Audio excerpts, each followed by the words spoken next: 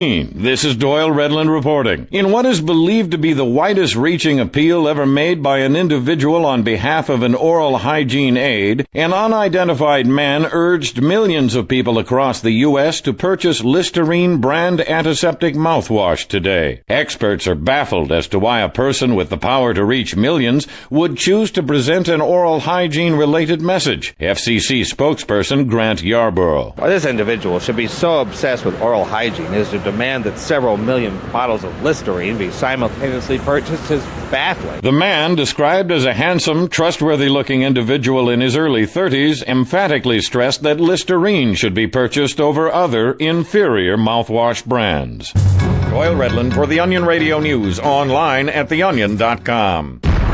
This is The Onion News Network. You can help spread the ideas of liberty with our Patreon for just $5 per month at amps.freetalklive.com.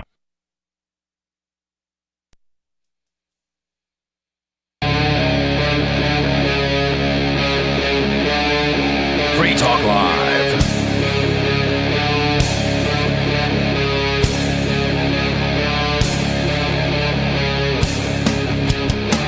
It is Free Talk Live, and you are invited to join us, take control of the airwaves, talk about whatever is on your mind. 603-283-6160 if you would like to do that. Again, that number is 603-283-6160. With you in the studio tonight, it's Aria. And Mr. Penguin. And we're going to be joined at some point by, I think he's a state rep in New Hampshire. I'm really not clear because we have a lot of Liberty reps in New Hampshire. And I'm not entirely sure if he is still a Liberty rep because I was sort of disconnected from all politics for about most of the last year. Even if you weren't, you probably I wouldn't recall whether somebody is or isn't currently like a state rep or if they've gone on to something else. Like I think we had a sheriff here at some point or somebody trying to run for Jason. I think. No, I ran for sheriff. Yeah, so did you, but Jason's apparently running for. He's not going to rerun for. Oh, that's right. Jason Gerhardt is doing that. Right. Yeah. Yep. Mm-hmm. So. Well, yeah. I wish him the best of luck with that. I've forgotten he was doing that. He actually reached out to me about it a few weeks ago, but the last few weeks have been very, very busy, what with moving and then Fork Fest and the Porcupine Freedom Festival and everything that had to be done outside of that. So, and you're still recovering from getting out of the cage, right? So. Yes, I'm just over a month after getting out of the cage. I guess it's about 6 weeks now since I actually left federal prison. And I do have an article about the federal prison system tonight that I actually want to discuss because I have a unique ability, having been within the BOP, to explain what the hell they're talking about in this Forbes article that's all about FSA credits and miscalculations and all sorts of nonsense like that. It's all very confusing, but luckily, I actually have a bit of experience in this matter, so I can help explain it. So I don't want to start with that, though. The presidential debate happened a few days ago. I don't know exactly when because I don't care about this crap, and I was never, ever going to watch it. Isn't it usually so boring? Yeah. But this is Donald Trump and Joe Biden. Now, people expected Donald Trump to come out, just like a lunatic, raving, screaming, yelling, talking about how the election was stolen from him and he was being indicted. That was not the Donald Trump we got. In fact, he played it brilliantly. The best possible way he could have played it was what he did. He came out there looking presidential and acting presidential. He was relatively polite. He was stern. He was calm and collected, and he was on point. People expected Donald Trump rally Donald Trump. And in reality, they got presidential debate Donald Trump. And it's brilliant from his perspective because when you're debating Joe Biden, all you have to do is go out there and not be crazy. And you're probably going to win the debate. In fact, that's more or less what happened here. I don't know anything about what these guys said in regard to policy because I don't care. However, it seems clear, based on what I've read on the internet, that Donald Trump unequivocally won the debate, insofar as anyone wins the debate. Because a lot of Democrats after the debate were calling for Joe Biden to step aside and allow someone else to run for Democratic president. And the funny thing about that is too, like, what difference does it matter what they say? Because ultimately they end up keeping the same policies or re-implementing the policies of their predecessor anyway. There's just like, I don't know if anybody's noticed, but there's a pattern between the Democrats and Republicans of like saying one thing and then doing like the same thing that their predecessor did. You're absolutely right. And one of the excerpts that I have from the debate, because I have two of them that I want to share with you tonight. If you haven't seen any of these clips, it's pretty good. And in it, they talk about immigration. And Joe Biden brags about how he has reduced illegal immigration by 40% or some nonsense. I don't care what the actual number is, and I don't care if he's actually correct in his assessment. But it's fascinating to me that the same talking point, no, I reduced illegal immigration, is being used by both sides in this equation when I thought the Democrats were supposed to be like, open borders? Yeah, well, maybe not open borders. Who was the woman who was like open borders and then she got into power and she did like the exact opposite of that? I don't know. Probably pick any random politician. I'm sure it was a woman too, but I don't know how she would have. I don't know what position she was, because somehow that's a federal thing. So we don't have a federal president that's a woman. So interestingly, the border situation is not supposed to be a federal thing. There's nothing in the U.S. Constitution authorizing the U.S. government, the federal government, to do anything about immigration. Isn't that one of the... Okay, so because when you think about it, they're not coming to the United States, these illegal immigrants. They're going into Texas and Arizona and New Mexico or wherever, and it's the domain of those states to determine what their immigration policy will be. Let me see if I understand correctly. So they have control over the border, the federal government, right? But they don't have control over immigration? There is no actual federal border, right? The federal government doesn't border Mexico. A couple of states do, like Texas, Arizona, okay. I think Louisiana. So my understanding was that not Louisiana. That the United States had control over the border and it was a federal thing. That's just because they took control of it, because the federal government is out of control and it controls everything. But Thomas Knapp at the 10th Amendment Center, not the 10th Amendment Center, I'm blanking on who he writes for, the William Lloyd Garrison Center. He's written several articles about this, and he's right to point out that states have borders, but the federal government doesn't. What you're saying contradicts everything I've ever heard or read. That doesn't mean you're right. It's wrong. I'm just saying this is news to me. If somebody's got an argument that's not the case, and I haven't heard it before, so. Well, it's tautological for the most part, right? Like the federal government definitively does not have any borders, but the state of Texas does. The state of Texas borders Mexico. Yeah. Arizona borders. I'm not an expert in geography. I may be wrong. Maybe Arizona doesn't border Mexico. I don't know. I'm sure you're raving at the Matrix chat about how wrong I am about what borders what, but I don't really care. At least Texas borders it. For sure. And the Texas idea was and California are definitely bordering. Yes. And the idea was that Mexico. California and Texas, as the states impacted by this, would set their own immigration policy. And they could decide who to allow in and who not to. But along the way, there was this war that was fought in the 19th century that basically allowed the federal government to do whatever it wanted, and states couldn't do anything about it. In fact, the Constitution does not give the individual states the authority to determine their immigration policies. So don't get me wrong on this, right? The Constitution does not say, oh yeah, and by the way, individual states set the immigration policy. What it does is has the 10th Amendment, which allows all powers not explicitly delegated within the Constitution to be reserved to the states or to the people. And since immigration policy is not mentioned anywhere within the Constitution, it follows that it's delegated to the states or to the people. And that's the argument that immigration is really a matter of states and what they want to do and what they want to have.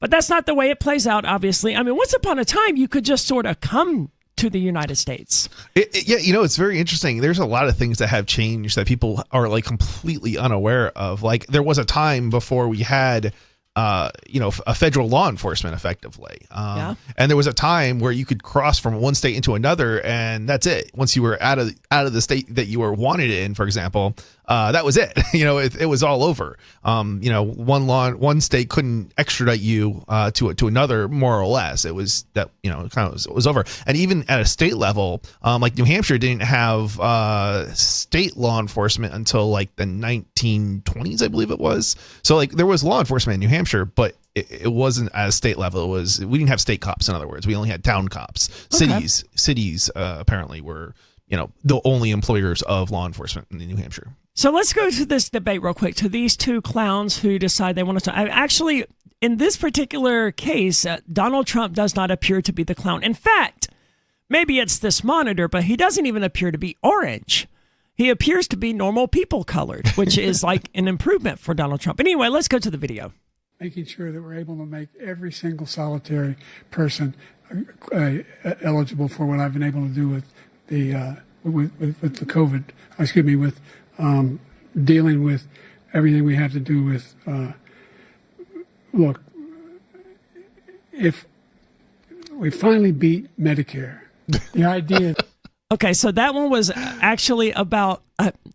So that wasn't the immigration one that I thought it was. I don't actually know what that was. Can you just take guesses, caller? 603-283-6160. What the hell question could he have been trying to answer? He clearly lost his train of thought, right? Oh, yeah. And he just sort of rambled on. But I can't imagine.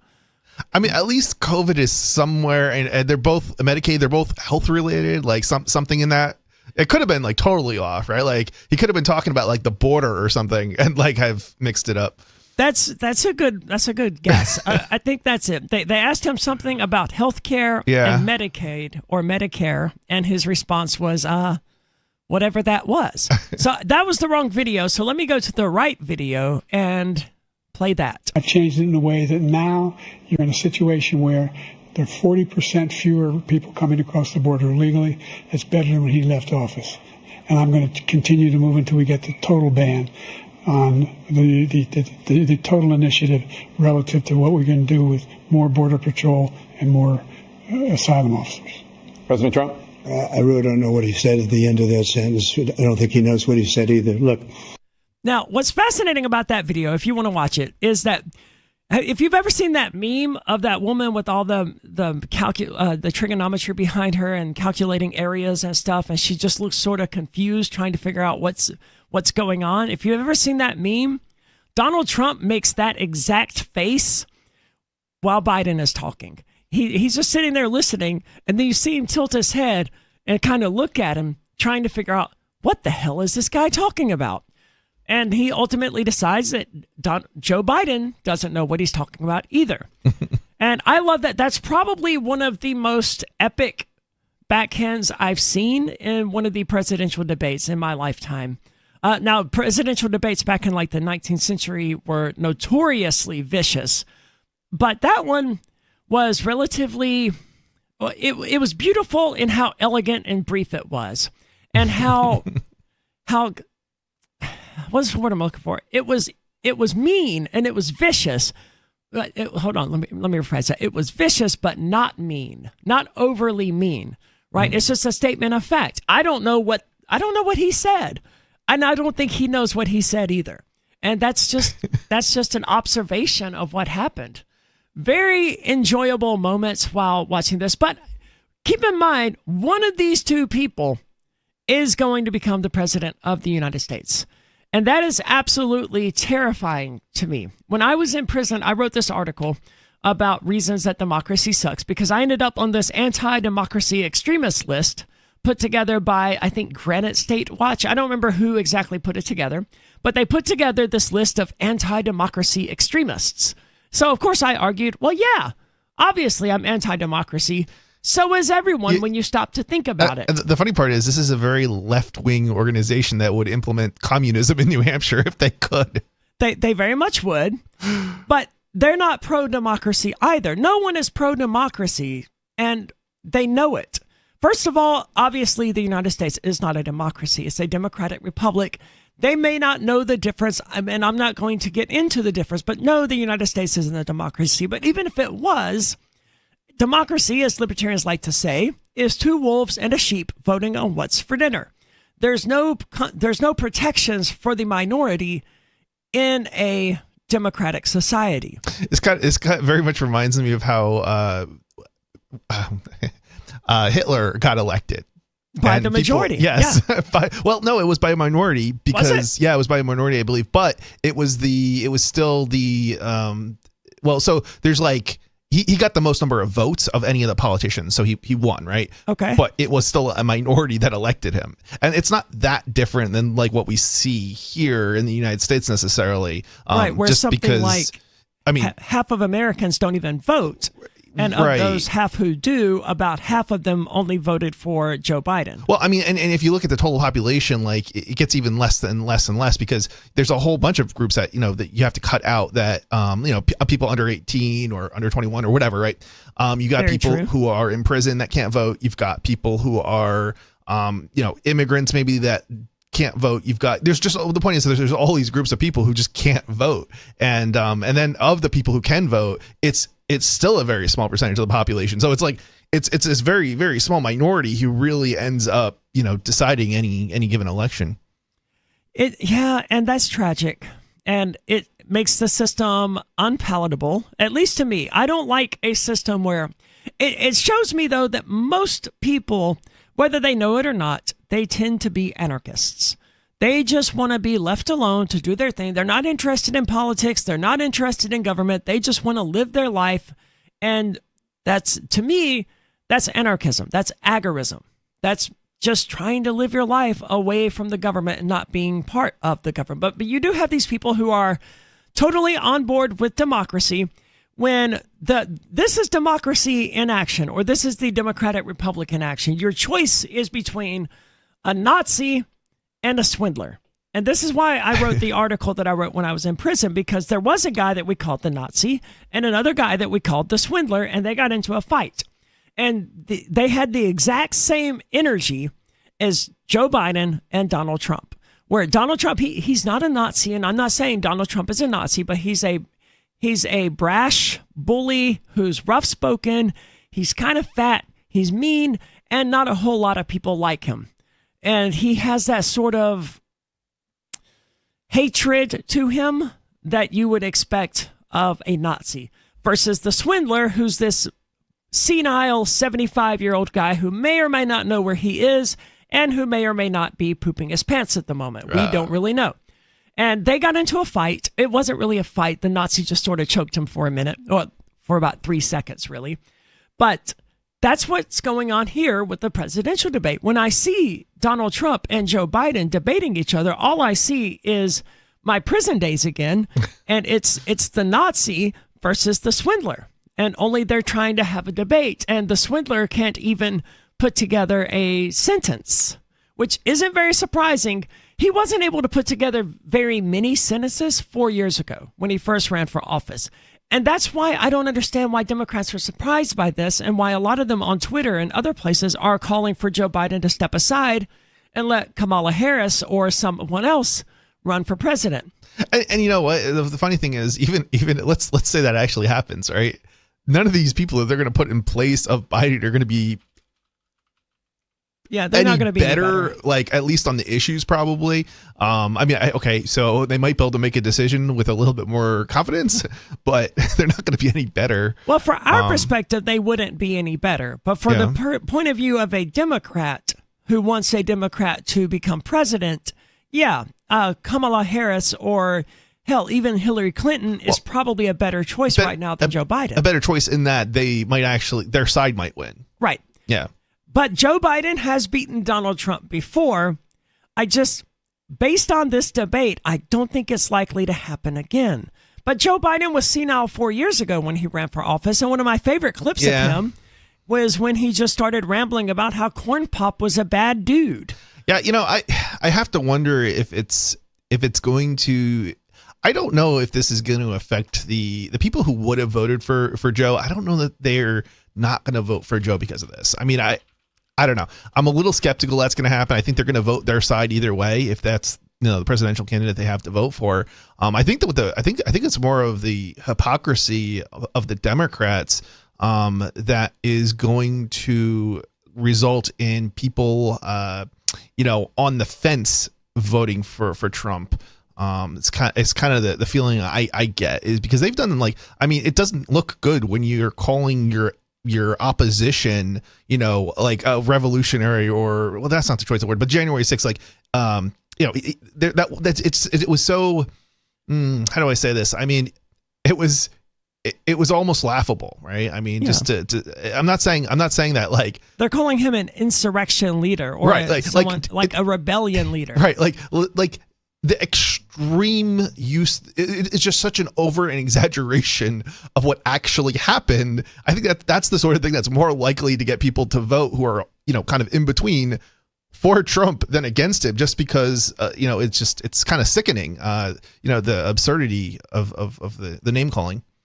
So let's keep going with the video because there's more weird moments from the 2024 debate that just happened. The idea that states are able to do this is a little like saying we're going to turn civil rights back to the states. Let each state have a different rule. Look, there's so many young women who have been, including a young woman who just was murdered, and he went to the funeral. The idea that she was murdered by an immigrant coming in, they talk about that. But here's the deal: there's a lot of young women who are being raped by their in-laws, by their spouses, brothers and sisters, it's just ridiculous, and they can do nothing about it. And they try to arrest them when they cross state lines. Thank you. Now, I assume at the beginning that he was supposed to be answering a question about abortion, and Donald Trump's general position, at least this was his position 4 years ago, that abortion should be a matter that is left to states to decide. And if some states want to ban abortion, then that's their prerogative. And if other states want to allow abortion, then that is also their prerogative. That's my general assumption about what that question was actually about. And somehow or another, Joe Biden started talking about this woman who was murdered by immigrants and someone going to the funeral. It's unclear who exactly he was talking about. He said he went to the funeral. I don't know if he meant that Donald Trump went to the funeral. And then Joe Biden, while arguing for abortion to be federally legal, started railing against immigrants and illegal immigrants for whatever reason. So that very peculiar, he didn't seem to know what he was talking about. The meth that they gave him to make him lucid seems to have run out by that point. And I'm going to continue to move until we get the total ban on the total initiative relative to what we're going to do with more Border Patrol and more asylum officers. Does he want to ban immigrants altogether? If Donald Trump had said that, every news outlet would be running headlines saying Donald Trump wants to ban immigration entirely, right? But he did say that. Joe Biden did say he wanted to ban immigration. He didn't mean to. He's just a senile old man who doesn't know what he's saying, and he didn't know what he was saying just then. But that is what he said, yes. But do I think that's what he wants to do? No, he just misspoke because he's having difficulty. So this is like the border situation all over again. Yeah, pretty much. Just for different reasons, maybe. And that was a previous clip that we had already heard as well. I didn't know it was also included in this video. We were looking into other things when it first came up. So those are your presidential candidates, Donald Trump and Joe Biden. Of course, you do have other options. There's Chase Oliver. You can always vote for Vermin Supreme. I would suggest, if you don't want to vote for Donald Trump to help free Ross, then Vermin Supreme's probably your best bet. Because I like the non-option. Yeah, I mean, that's basically what Vermin Supreme is. But there's more coming up here, including the FSA stuff and the BOP that we want to talk about. Plus, we are being joined now by Max Abramson, so we're going to get into his election and campaign. So stay tuned. There's more, and there's more coming up. 603-283-6160 if you want to weigh in. That number is 603-283-6160. Hey, you are going to love the movie Victimless Crime Spree. It's hilarious, heartwarming, and carries a ton of inspiring freedom messages. Feeling down about the lack of liberty in your life? You need to put on this film with some friends and have a good laugh. It's a true story about me and my friends in New Hampshire living free, singing, dancing, and getting arrested. Of course, it's all on video, and the bad guys, the cops, judges, bailiffs, and sheriffs, they all play their part like it's out of a movie or something. You would think we scripted the whole thing, but it's real life. Go ahead and have a watch, and if it's been a while, have another look. I guarantee you'll notice things now that you didn't notice before. And the best part is that you're going to walk away feeling a renewed sense of your own power. You are the master of your destiny, and you will be free in your lifetime. Victimless crime spree. From Feature Story News in Washington, I'm Nick Harper. Allies of Donald Trump are celebrating his partial victory in the U.S. Supreme Court. The justices ruled 6-3 that Trump has limited immunity in the federal election interference case for acts that he took while he was president. A lower court will now decide how to interpret the justice's opinion, which will further delay the trial on charges that he tried to overturn the 2020 election result. Reacting to the news, Georgia Republican Marjorie Taylor Greene called on the case against Trump, led by prosecutor Jack Smith, to be dropped. Jack Smith needs to be defunded. It's all political. The special counsel is completely set up as a political campaign, basically, for Joe Biden and the Democrats, and I think it needs to be over with. Eversense Benji Hire has more on the historic opinion from outside the court in Washington. This long-awaited ruling was met with a boisterous atmosphere outside the Supreme Court and then, frankly, a bit of confusion. The court holds that a former president has absolute immunity for core constitutional powers like appointing ambassadors and a presumption of immunity for official acts, but no immunity for unofficial acts.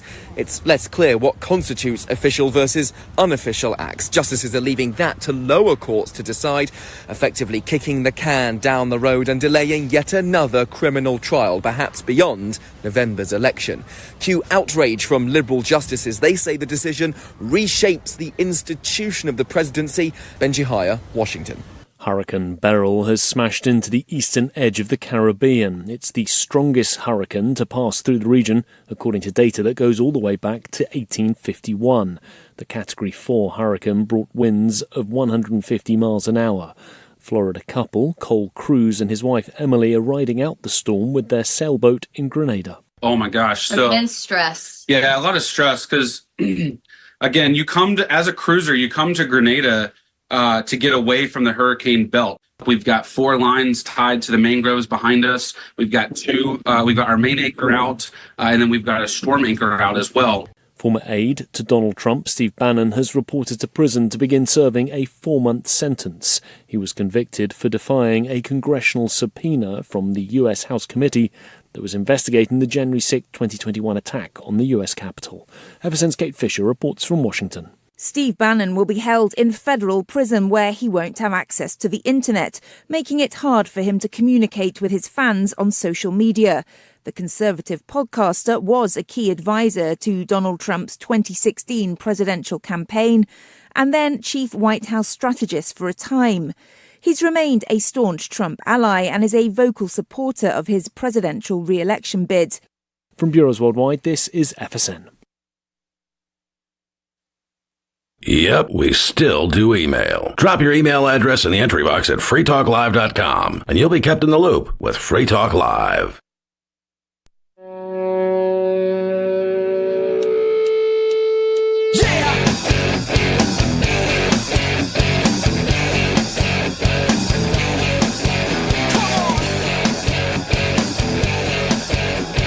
Free Talk Live, and you can join us 603-283-6160 if you would like to join the discussion. You can talk about whatever is important to you, or you can join us with what we're going to be discussing. Again, that number is 603-283-6160. With you tonight, it's Aria and Chris, and we're joined now by Max Abramson. Am I saying that correctly? Because I don't think I've ever actually had cause to pronounce your name. And I did not prepare you at all for this. I was a bit distracted with the webcam that kept breaking. So you'll basically want to get right up on the microphone here. You can move it and adjust it as necessary.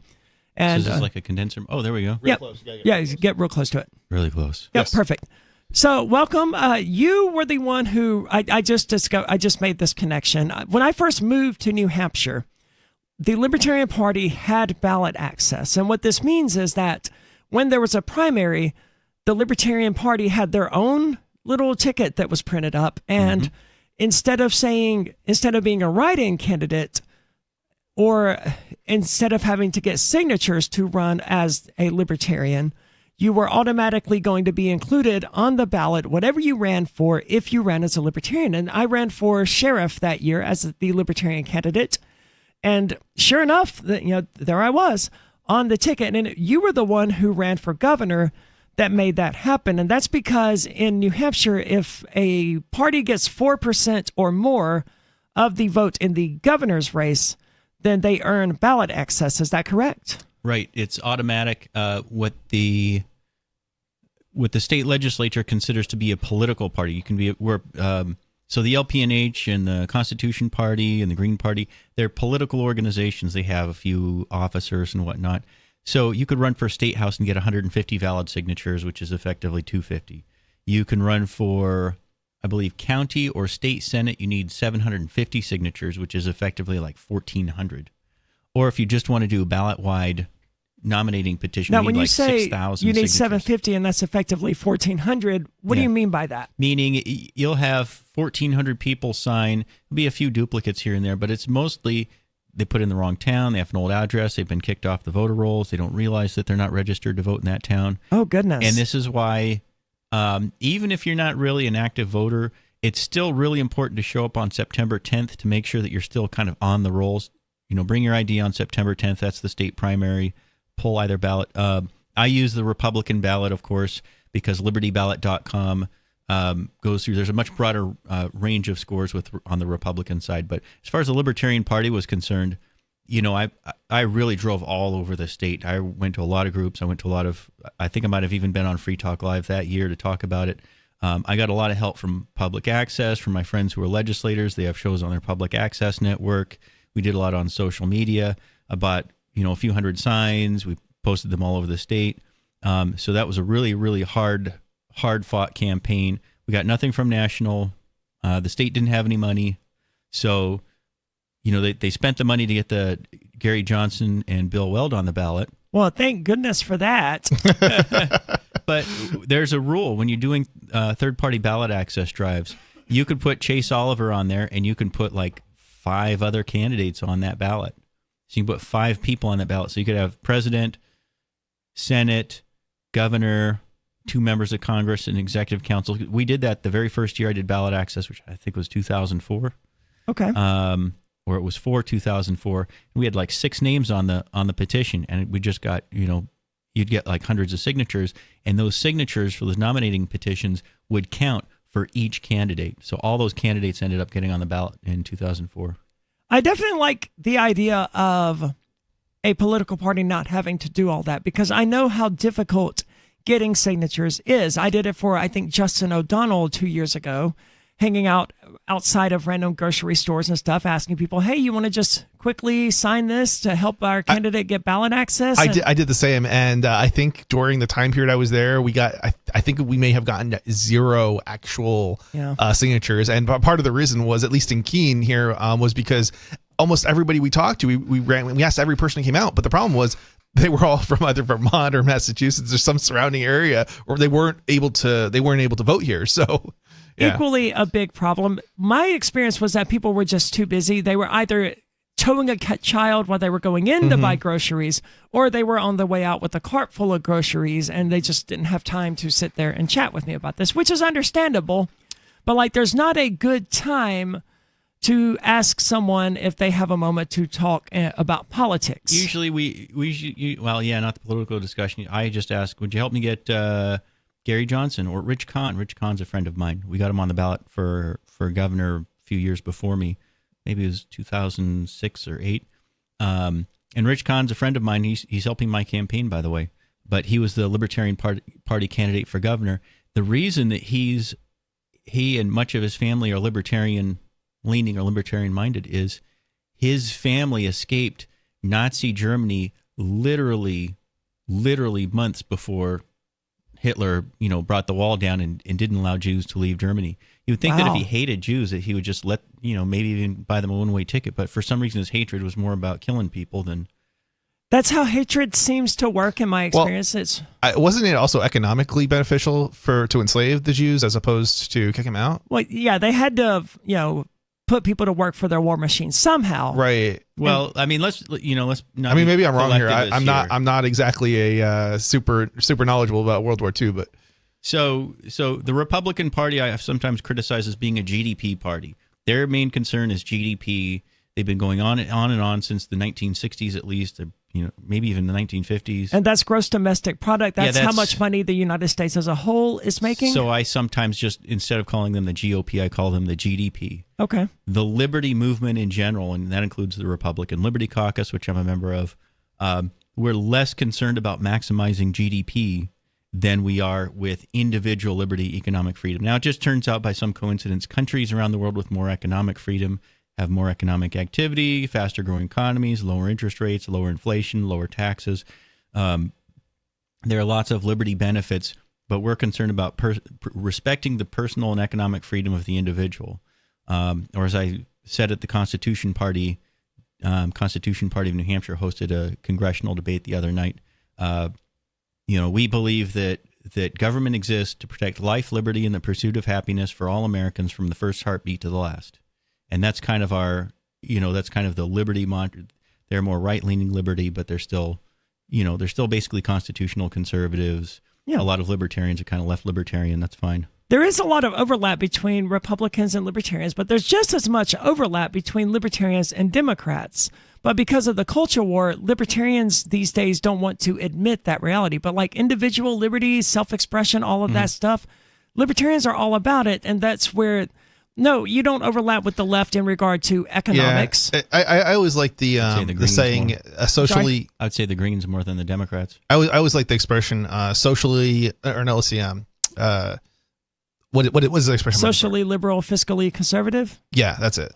Yeah, and it's true. It simplifies it a bit, but it is a true thing to say. The old school liberals like Robert F. Kennedy, they tend to be more libertarian on social and foreign policy issues, or Tulsi Gabbard, or even Bernie Sanders, John F. Kennedy, those guys, Adlai Stevenson even.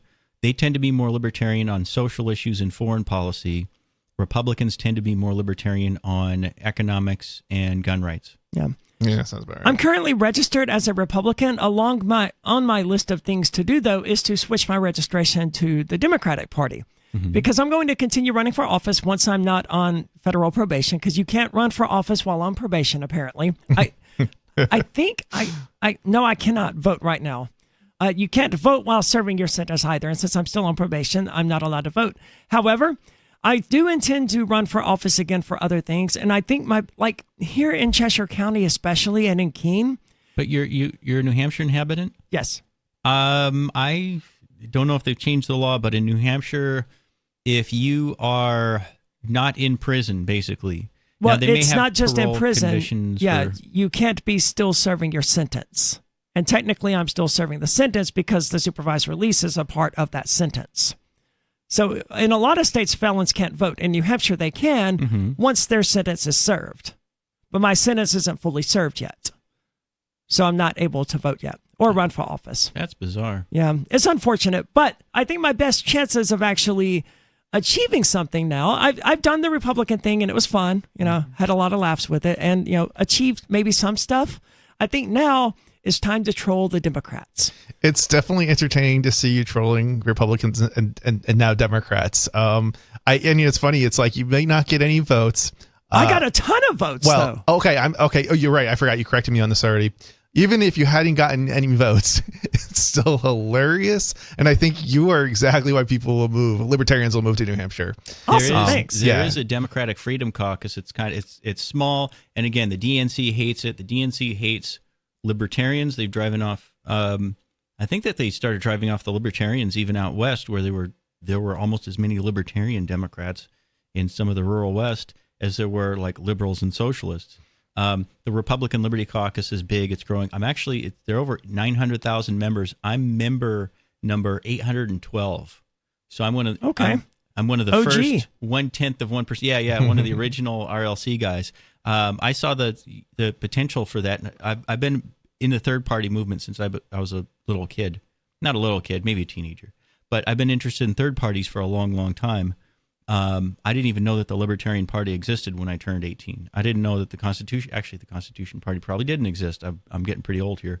But I think that third parties have, even in first past the post countries, there's a purpose, and that is taking kind of like entrenched Republican districts and entrenched Democrat districts and offering competition where it wouldn't be possible otherwise. There are 170 House districts around the country that always go Democrat every single year, no matter what. And altogether, you have about 360 members of Congress, House and Senate in total, where there's basically no chance if they file for re-election, they automatically get reelected. And that's the reason that I'm running on term limits, because it'll force those 360 career politicians out. We'll be able to get new people in. If you want to end the war on drugs, if you want to bring the troops home, if you want to cut spending, if you want campaign finance reform or criminal justice reform, or even re-legalizing cannabis at the federal level, almost anything that you want to do. The obstacles that we find trying to, get rid of the income tax and replace it with something simpler, fair, constitutional. The biggest obstacle isn't just the Democrats in Congress. There are a group of 30, 40, 50-year-long senior Republicans on the Senate side who are blocking everything, and there's no chance of getting it done because they tend to coalition with the Democrats, and you're trying to end the, end You're mass talking about the incarceration. federal level, Yeah, right? Well, I'm running for Congress, so that's Okay, right. Okay. I just want to clarify. When you say that, you mean you're running for federal Right. Congress, right? Not New Hampshire's Congress. Right. So I did serve 3 terms in the legislature and in the state legislature. Yep. And we call it the general court here. Okay. It's superior to the New Hampshire Supreme Court, but it doesn't act that way. It acts submissive to the lobbyists and lawyers, most of these guys. I'm not surprised. I mean, they're the ones with the money, and money speaks. Well, we say, I'll say even in committee, the Democrats and Rhinos are one party. But we actually do work with some backbencher Democrats. So I put in the Civil Rights Act of 2019. So Latinos get 10% more prison time on a first-time offense. Blacks get 15% more prison time on a first-time offense. So I put in a bill to say, no more racial profiling, no more overcharging, no more over-sentencing. People of color, brown people, poor people, young people get hit much, much harder by the system. So that civil rights bill was designed to kind of stop discrimination from the criminal justice system, which is just absolutely corrupt. It's absolutely openly racist, by the way. It is, and a lot of people don't realize that. And you mentioned as well that it targets the poor. And this is something I realized at a young age in Mississippi, where I got arrested and a friend of mine got arrested. His family was wealthy, mine wasn't. So his family hired an attorney for about $1,500, and he was found, his charge was dismissed or whatever. So good for him. I was fined $1,500. And to me, that just, it penalized me for being poor. Not only did I end up having to pay this fine, but there was also 6 months of probation or some nonsense. I don't remember exactly what it was. But it made it clear to me that once the system comes after you, you're going to pay. There's repercussions for being poor. It's more than just the because the money, I think you said, was the same. Basically, it was paid out. But it was essentially the same. Yeah, but the repercussions from the guilty is what follows you. Right. Suddenly, I had a misdemeanor on my record, and when I was applying to be a slot technician at one of the casinos, I had to explain that, even though it was just a misdemeanor, because you got to explain all of your criminal history, and this person would not have had to do that. And that's just a way that it penalizes you for being poor. Now, were these state legislation that you passed in regard to the racial profiling and so this is federal stuff? So this was in the state house. The Democrats had the House. So at the federal level, there have been 9 civil rights acts passed. And they always have multiple titles. In New Hampshire, they like to just have one issue. And I like that. So yeah, but I started with one issue. How do we stop public institutions from discriminating against people based on race? I thought that was one issue. When I talked to legislative services, with 5 different provisions, because there's so much, the public school system, colleges and universities don't treat people evenly. So at the college level, DEI means that whites, Asians, and Pacific Islanders face discrimination in scholarships, in admissions, in internships, and tutorship. What is DEI? DEI is diversity, equity, inclusion, the whole DEI, ESG thing pushed by Warren Buffett. So Warren Buffett has controlling shares of Bank of America, which owns 45% of BlackRock. And BlackRock was the president of BlackRock, Larry Finch. He was the one who the Bush administration put in charge of the trillions of dollars in Wall Street bailouts, something like $2 trillion. And guess who got all the bailout money? It was all BlackRock companies. I think it was 80 or 90% of the money. So That corruption is so. I just expect you to say something like that at this point. Honestly, I remember that. I didn't know it was so specific to a particular company, though. It was just pure stealing. Yeah, I mean, so I know it was so disproportionately corporations, except Ford, and this is one of the reasons that I have a lot more respect for Ford, the company, than I did during all of these bailouts in 2007. Ford never took a single bailout. GMC took them, GM, whatever they're called, they took one. Dodge took one and then went out of business anyway. A lot of these other major vehicle companies did, but Ford did not. Pontiac and Oldsmobile, they got shut down anyway. Yep. And then the cash for clunkers thing. So you can't spend your way out of a recession. So cash for clunkers was a huge boondoggle. 8 out of 10 of the cars that were taken in to be, trashed and junked, sent off to the junkyard were American made. This is under the Obama administration, and it's Democrat House and Democrat Senate, but I think that there were a few Republicans who voted for cash for clunkers. This was a federal program? Yep, and I don't recall it. Was this from the 90s? No, this early is 2000s? This is one of the early Obama bailout. Later than Great that. Recession, so 2008, 2009. Was this all about getting people more money to buy electric cars or some nonsense like that? Stop driving these old cars and buy these new ones? Environmental. To subsidize the industry. And 9 out of 10 makes. 9 out of 10 car manufacturers were either German, Japanese, or Korean. So people basically brought in all their American cars, junked them, got a whole bunch of cash when they bought a new car through the dealer. They got the cash incentive, cash for clunkers, and they ended up buying foreign cars. So we ended up, as taxpayers, on the hook for trillions more in debt. I was told by someone in the Pirate Party it was something like $4.5 trillion in total bailouts, including what the Federal Reserve was buying up toxic assets. Over $4.5 trillion. That was like almost the entire national debt in 2000 when 2001 when George Bush took office. So they basically doubled the national debt for nothing. So I'm going to tell you this, though. Here's the reason I call the GOP, the GDP. Every recession since 1930 has started under a Democrat congressional majority. Democrat House, Democrat Senate. That's at the federal level. Except for the September 11th recession. Oh, that one's a little bit behind. It's just blown past $35 trillion. They did a little while you story. were talking, I was curious what the current national debt is, because you mentioned $4.5 trillion was the total amount when George W. Bush left office, right? No, when he took office. Okay, that makes more sense, because the war in Iraq and Afghanistan were very expensive little government boondoggles. And of course, that was when the national debt really took off, was after September 11th and the invasion of Iraq and Afghanistan. And it has just exploded since. And according to usdebtclock.org, it's currently just over $34 trillion. But you say it's outdated and it's actually over $35 trillion. Just go to that website, usdebtclock.org, and watch that number in the top left tick up by tens of thousands every single second. And your share of the national debt is over $100,000 for every man, woman, and child in America. $100,000 per person. So somebody of every age, right? Yeah, Vikram said currently, so running for Congress, somebody just born has $100,000 or more of debt right now. Vikram said it was 110,000. So the budget deficits are about 40% lower under Republican congressional majorities. But this is what I have a hard time explaining. They're like, well, what are you talking about Congress for? 80% of all political power at the federal level is in the hands of Congress, or Congress has some, leeway in it.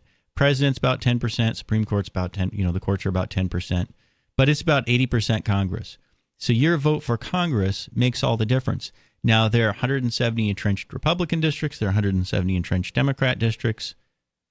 New Hampshire has 4 of the 90 House districts that are up for grabs, and we also have 2 of the Senate races that are up for grabs. So New Hampshire is an important swing voting state. It's one of the most important as far as your vote, the impact that your vote has. It's like 5 to 10 times what it would be in other states in terms of all the swing legislative districts and all the swing congressional and federal and presidential. Your one vote, and especially now that if you know about voter fraud, it's about 20 to 30,000 fraudulent voters, both parties. Coming up here. Well, I mean, it's probably worse than that, because I did run for sheriff in 2020. And in the town of Westmoreland has a population of about 1,700 people. That's 1,700. And in the in the New Hampshire State House now, it's been officially recorded, and you can look this up online if you want to see the vote totals. The town of Westmoreland gave Eli Rivera, my opponent, 7,710 votes, which is about 6,000 more than the entire population of the town of Westmoreland. That's corrupt. It is. And what happened in this particular scenario, most likely, is that whatever little old lady's the clerk who enters the number to send the votes to the U.S., to the New Hampshire State House, accidentally hit the 7 twice and meant to send 710 votes, but sent 7,710. And there was no one on the other end to look at that and say, wait a minute, this doesn't seem right. They just checkmarked it, said, yep, that's fine, and sent it on, and that became the official record. 7,000 fraudulent votes to my opponent in my 2020 election. And that's just my one little campaign in this one little county in this one little state. And that's why I thought you got almost no votes, probably. Well, if you take away those 7,000, then I get about 25% of the vote. Right, but if you don't, then it ends up being a really, really small fraction of a percent, right? No, if you allow him to have those 7,000 fraudulent votes, then I got about 20% of the vote. So I saw the same thing in my gubernatorial campaign. Every single town, every district, every ward in the state, I got between like 4 and 10% or 4 and 9% statewide. I think that the lowest was probably like 3%. But there was one town that reported 0. And I thought 0, and it's a statistical anomaly. It's an average sized town. But we witness and report voter fraud every single year. Yep. The Secretary of State's office, I just talked to Dave Scanlon, and he said, yeah, they send out these postcards every single year to same-day registrants. They get about 2,000 back every single year marked undeliverable. And I've also talked to constituents who say that they've gotten some of those postcards with some strange name on it. So somebody used their address to vote in our town. Obviously, about 80 to 90% of that is Democrat, but there've been 1,300 convictions in the last few years for voter fraud. But the evidence is just staggering, and the fact that only in swing voting states and only after the polls closed did Biden suddenly get an average of about like 80 to 100,000 additional votes per swing state. For that to happen just by coincidence and only in swing voting states, it's like $1 billion trillion to 1. So there's no possible way that they could count all those absentee ballots in the morning and then count all the same absentee ballots in the evening again by accident. And Detroit, they blocked off the windows. They forced all the Republican volunteers out in Detroit, and they're like on video doing it. It's just like pulling boxes out and packing ballot boxes. I didn't believe these sort of things happened until I went to vote, I think in 2022, and I saw the actual busload of college-age kids arrive and get off the bus and go in, and all of them were unregistered, and they all needed to register to vote right then. Like, I saw it with my own eyes, this bus full of people. 603-283-6160. There's more coming up. It's Free Talk Live. This hour of Free Talk Live is brought to you by Dash Digital Cash. Dash is the cryptocurrency designed to be used for spending. Tired of the ever-inflating US dollar? You can live your life on Dash instead with some handy websites. BitRefill.com has been accepting Dash for years and has a ton of big-name retailers and brands including grocers, gas stations, phone refills, Amazon, and even prepaid MasterCards. Plus, many of their gift cards are available at a discount. But what about paying your bills? Spritz.finance can do that, and they can send dollars to your bank account in case you still need those for some reason. Dash is one of the oldest cryptocurrencies and is widely available on exchanges, including the decentralized Maya protocol, and in multi-crypto wallets. It's easy to get and use Dash. Start by learning more at Dash.org. Thanks to the Dash DAO for sending us 32 Dash per month to promote Dash on the air. Visit Dash.org to learn about Dash. Dash.org. My name is Jacob Hornberger. I'm president of the Future of Freedom Foundation, which Congressman Ron Paul awarded for having an outstanding freedom website. Write us at fff@fff.org, and we'll send you a free 3-month subscription to our monthly journal of libertarian essays and our booklet, Economic Liberty in the Constitution, which George Mason University economics professor Walter Williams praised in a recent column. That's fff@fff.org. What if you want to hear the latest episode of Free Talk Live, but all you have is your phone? you forgot to download our archive, and you have no data connection, you can call our Listen line at 641-793-0191. That's a long-distance number, so you may incur charges. If not, listen as long as you want. 641-793-0191. The Free Talk Live Listen line, 641-793-0191. You're listening to the live edition of Free Talk Live. Hour number 2 is next after the news here on the Liberty Radio Network at LRN.FM. From Feature Story News in Washington, I'm Nick Harper. Allies of Donald Trump are celebrating his partial victory in the U.S. Supreme Court. The justices ruled 6-3 that Trump has limited immunity in the federal election interference case for acts that he took while he was president. A lower court will now decide how to interpret the justice's opinion, which will further delay the trial on charges that he tried to overturn the 2020 election result. Reacting to the news, Georgia Republican Marjorie Taylor Greene called on the case against Trump, led by prosecutor Jack Smith, to be dropped. Jack Smith needs to be defunded. It's all political. The special counsel is completely set up as a political campaign, basically, for Joe Biden and the Democrats, and I think it needs to be over with. Eversense Benji Hire has more on the historic opinion from outside the court in Washington. This long-awaited ruling was met with a boisterous atmosphere outside the Supreme Court and then, frankly, a bit of confusion. The court holds that a former president has absolute immunity for core constitutional powers like appointing ambassadors and a presumption of immunity for official acts, but no immunity for unofficial acts.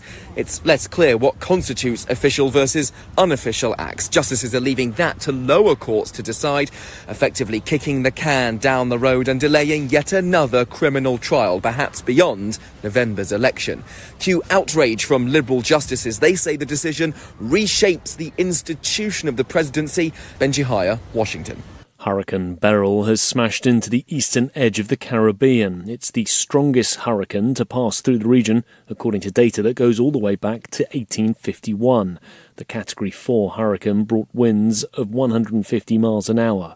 Florida couple Cole Cruz and his wife Emily are riding out the storm with their sailboat in Grenada. Oh my gosh. So immense stress. Yeah, a lot of stress because, again, as a cruiser, you come to Grenada to get away from the hurricane belt. We've got 4 lines tied to the mangroves behind us. We've got 2. We've got our main anchor out, and then we've got a storm anchor out as well. Former aide to Donald Trump, Steve Bannon, has reported to prison to begin serving a 4-month sentence. He was convicted for defying a congressional subpoena from the U.S. House Committee that was investigating the January 6, 2021 attack on the U.S. Capitol. Eversense Kate Fisher reports from Washington. Steve Bannon will be held in federal prison where he won't have access to the internet, making it hard for him to communicate with his fans on social media. The Conservative podcaster was a key advisor to Donald Trump's 2016 presidential campaign and then chief White House strategist for a time. He's remained a staunch Trump ally and is a vocal supporter of his presidential re-election bid. From Bureaus Worldwide, this is FSN. With FSN Spotlight, I'm Simon Marks, looking today at the agonies within the Democratic Party about President Joe Biden's performance in last Thursday's debate against former President and now convicted felon Donald Trump. The president is digging in his heels, insisting he won't abandon his campaign for re-election, and the next few days could be critical in determining whether he sees off calls for him to make way for a younger presidential nominee.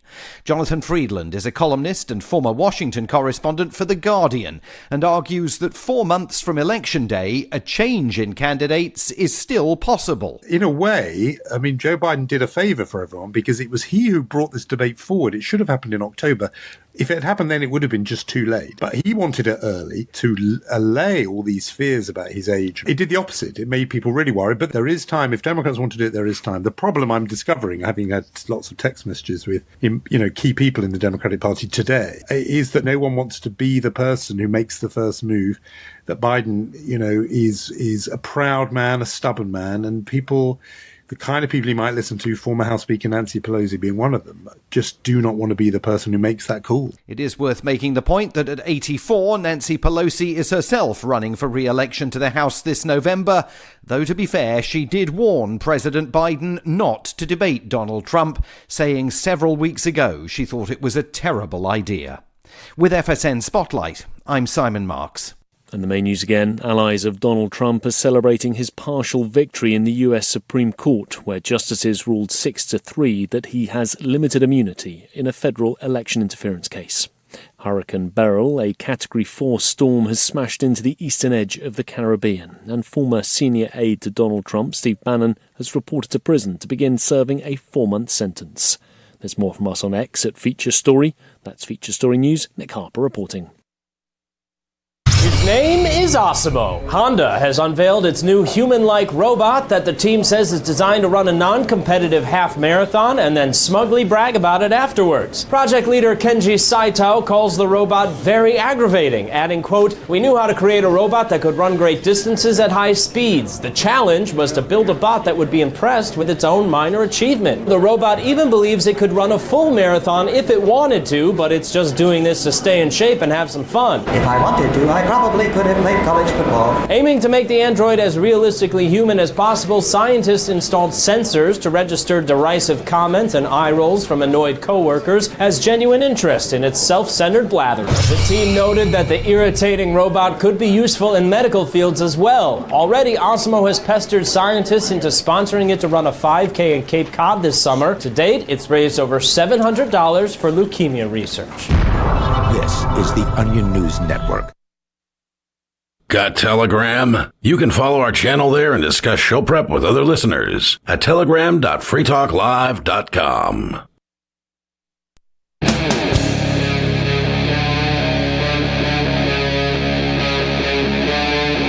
Free Talk Live.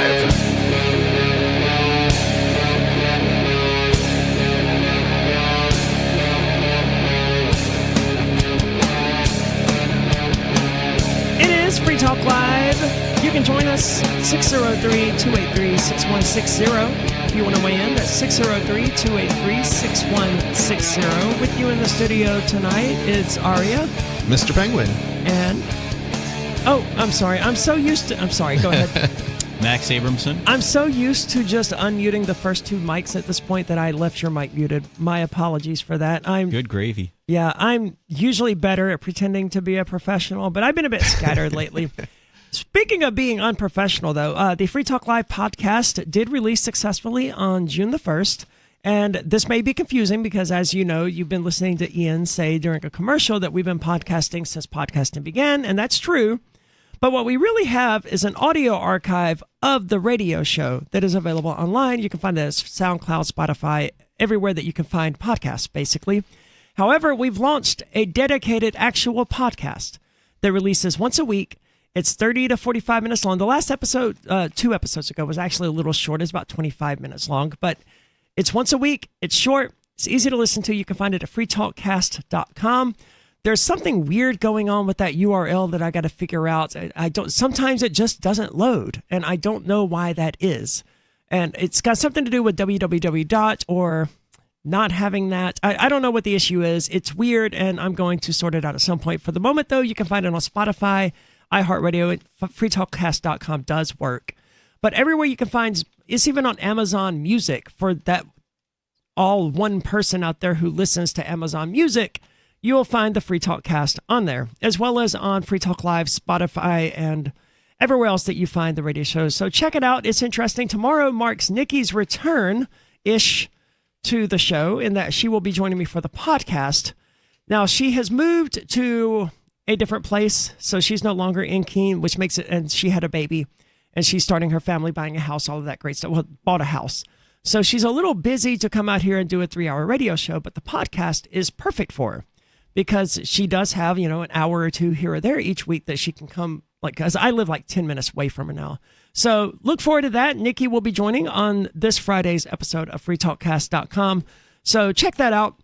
We do have our caller on the line, though. Everyone's favorite caller. We have Skeeter. Skeeter, you're on Free Talk Live. Yeah, boy. The evolutionary capitalist young Skeet. Oh, libertarians always slowing down the progress to true capitalism. A fiscal inefficiency is the cure to the disease of democracy. You know that? And debt has given the true capitalist the method in achieving a true evolutionary capitalist system. And accelerationism is the most practical and beneficial way to get to it. Did anyone understand what he just said? Yes, sadly. You're way too far from the mic. Yes, sadly. Can you, so accelerationism is a theory that if you kind of accelerate the collapse down, that the system will collapse, that the government will collapse, and that then you'll be able to change into some revolutionary new form of, who knows. However, his history during the 20th century has not been kind to that philosophy. It almost always results in fascists, communists. And for the last 5 years or so, especially during COVID-19 and beyond, I thought, surely the collapse is right around the corner, right? But clearly, hold on, it's not. You talk about history. Take a look at just recent history. Why do you think Argentina elected a stupid ANCAP president? Why do you think they went to that? Why do you think Bitcoin came into being? It's because of the Great Recession. It's because when you disrupt people's comfort, they start to look for better systems. And you must show people that democracy doesn't work through failure, because if you do not show them it fails, they might come back to it later. You have to get through this learning process. Also, debt gives us the ability to allocate the crime of the inefficiency to those who enabled it. The shareholders of democracy, the people who hold on for a second, Skeeter, because you said something that I want to touch on there, and that's that democracy fails. Can it? And that's obviously true, right? Because how do you know it fails? Okay, dude, you have got to stop interrupting me every single time I say a word, okay? You're on hold now, and you're going to remain on hold until I finish saying what I have to say, and the other people on the show say what they want to say. It's clear that democracy has failed, because in 2016, it presented the two worst human beings on the planet as your presidential candidate. And then in 2020, it managed to present the two worst human beings on the planet as your presidential candidates again. And that's shaping up to be equally true in 2024. So, yeah, obviously democracy fails. And I think it's clear to most people, especially with even Democrats calling for Joe Biden to step aside, that the system that we have in place, whether it's democracy or not, doesn't seem to work. You're back with us, Skeeter. It is not clear that it fails. It's hiding itself in debt. And it's not just that nominal debt you see on debtclockwhatever.org. It's the unfunded liabilities that shows the true costs of all the goods and services provided by government in its present form, which is almost 10 times GDP. And that's where the failure is concealed until the debt holders see it, or until you see hyperinflation to those who hold the currency, who invest who enable this spending, see it. They have to see it in a type of default. Okay. Then they will learn that democracy fails. Skeeter, Until then, understand. They don't know it fails. Skeeter. They are He's like talking to the choir. It's like Skeeter, I understand you're passionate about this subject, right? And you get worked up and all of that, but like you have to allow us to speak too. So my question to you is, what do you want to do about it, man? You're back. I am not talking to the choir, because you guys are Skeeter, directly opposing. What are you suggesting we do about it? We vote for more spending, and we vote for less revenue. We accelerate the fiscal collapse so that the shareholders suffer the damage, so that everybody learns. In the meantime, you shield yourself from this collapse and prepare for the next better system. You have to go through each iteration of democracy in order to learn it fails, and then to get to this true capitalist system, which isn't. Yeah, thank you so much for the call tonight, Skeeter. I'm going to cut you off there because that's what I do. You actually do make, I don't get on board with accelerationism, right? I don't want to cause suffering to other human beings. And the idea of accelerationism is that, hey, we're going to suffer either way. Let's make it as intense as possible, as fast as possible, and like rip that Band-Aid off. I mean, the problem is you end up with like socialism, and then like you end up with dictators, and and you end up with it just goes on and on and on. And it's amazing how long you can extend. You can extend probably for somebody's lifetime, if not much longer. this miserable words I can't say on the air, but They've certainly managed to kick the can down the road a very, very long distance, much further than I would have expected. Yeah. But Skeeter also makes a good point. You should protect yourself from this likely collapse. And like every empire in world history has collapsed at some point. Even if without the collapse, right, you still should be protecting yourself against like inflation and other, to the degree that you can, obviously. And what do you suggest for people to do that? Well, don't hold dollars. That's for sure, because dollars always lose value. Generally, the traditional advice has been invest and invest in things that go up in value. Like gold, cryptocurrency, or even stocks. It's something that at least maintains its parity with inflation. Gold, silver, nickel, copper.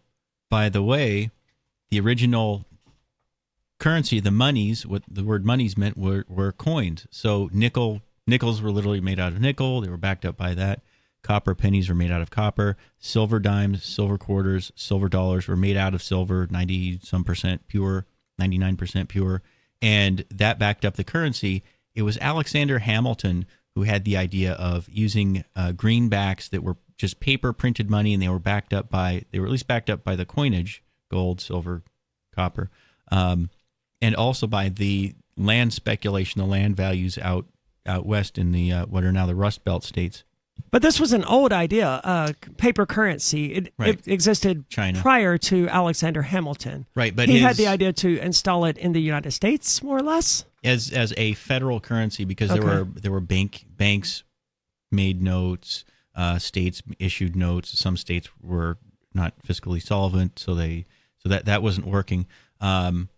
So the point that I want to make, though, really quick, as long as we were on the gold, silver, copper standard, as long as we were on precious and semi-precious metals for 130 years, pretty much from the country's founding, from the time of the Revolution all the way until 1913, the sinking of the Titanic, pretty much every step, every change expanded liberty. So government as a portion of the economy got smaller, things tended to get even more decentralized, pushed more down to the local level, abolition of slavery, increased rights for women, expanding property ownership to women and people of color, Civil Rights Acts of 1866, 1871, 1875, pretty much everything that was happening during that time.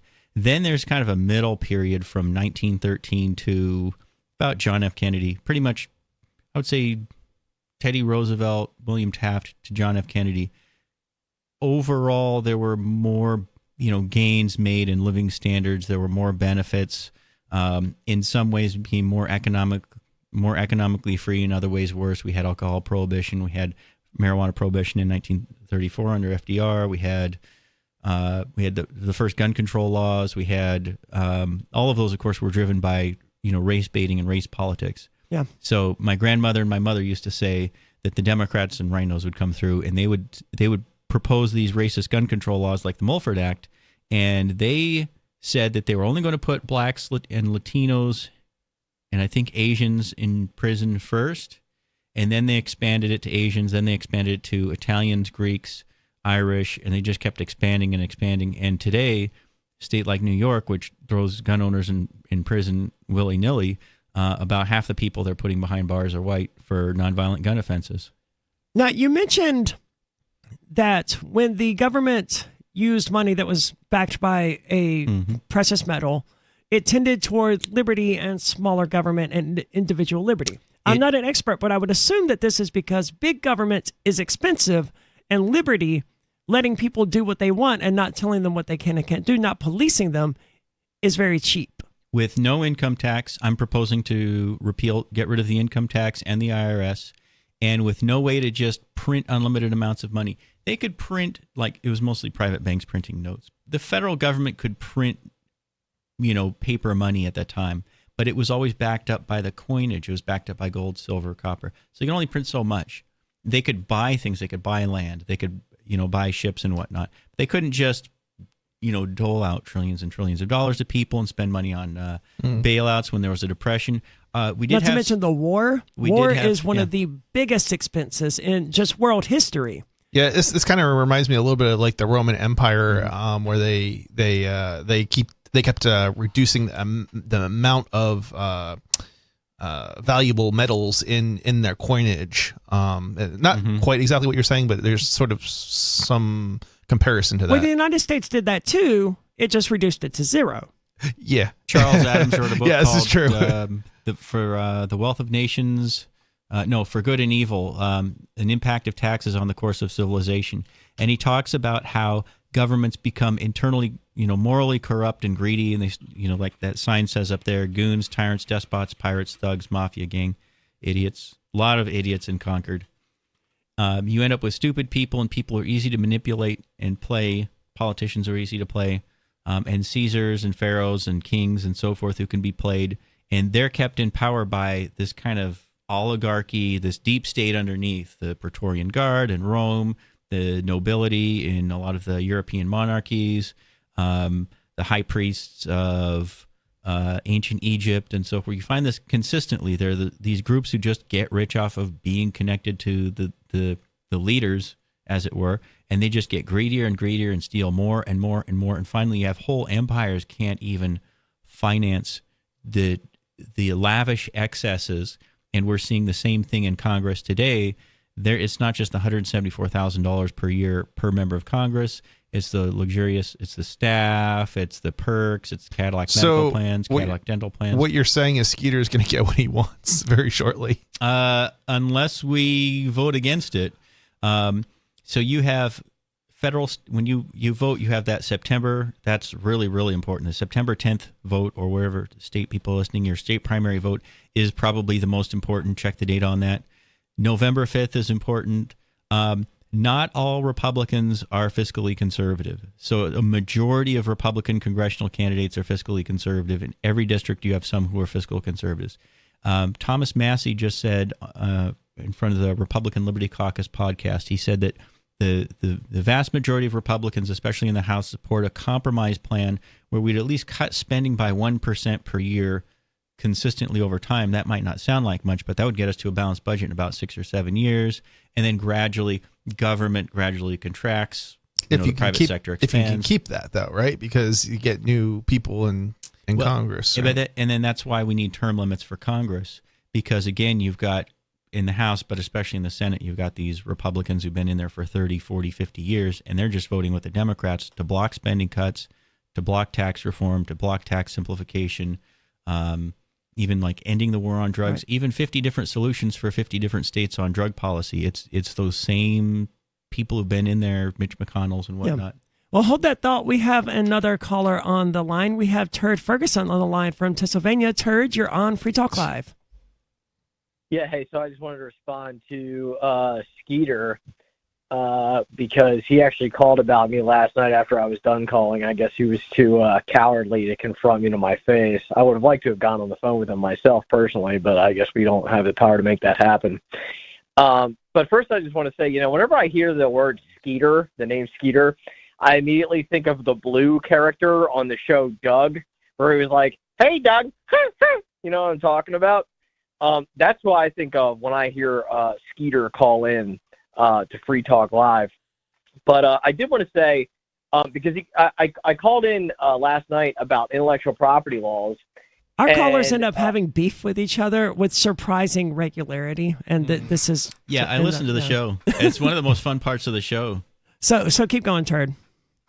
Yeah, so I mean, as after my call got dropped and Skeeter called in and he started to respond to what I was saying, I mean, just a couple minutes into his call, I was like, wow, like this guy really just has absolutely no idea what he's talking about. And it's funny because I called in to talk about intellectual property and how they actually do, just from a basic economic standpoint, spur economic growth.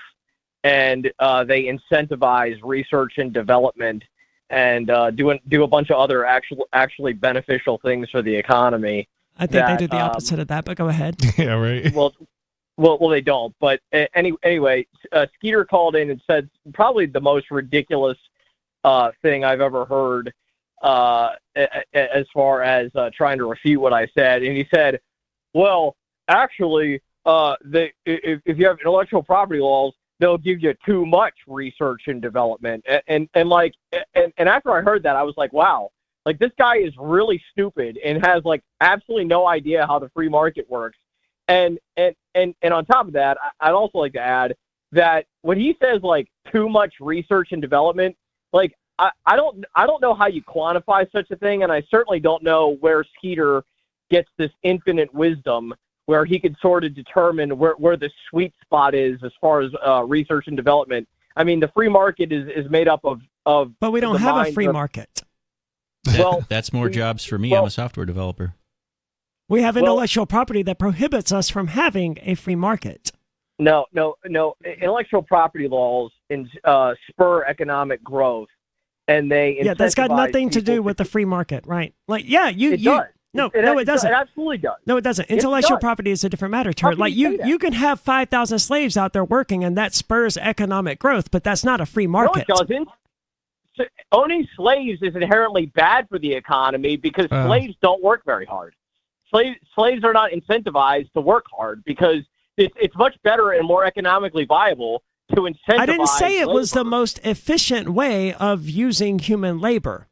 But to say that you don't get economic growth as a result of slavery is fundamentally false. And, Well, I'm not sure if you do, because it's going to cost a lot of money to own slaves, probably more money than it would to just sort of pay people. Well, why would you own slaves if it wasn't economically The Nazis incentive? didn't pay for their slaves. Because people are stupid. Because slave owners are dumb. They don't understand. You're saying that investors economic are too dumb to figure out whether or not they're making money from the slaves that they own? And I want to be was clear really here. ended in America by capitalism because, and also in Great Britain because private industry and private mechanization became more and more productive, and the cost of manpower became more and more expensive. So those two things working together, as wages went up and as automation increased, slavery became unprofitable, and that's really what caused a lot of the southern states to say, screw this, we're willing to compromise completely on slavery.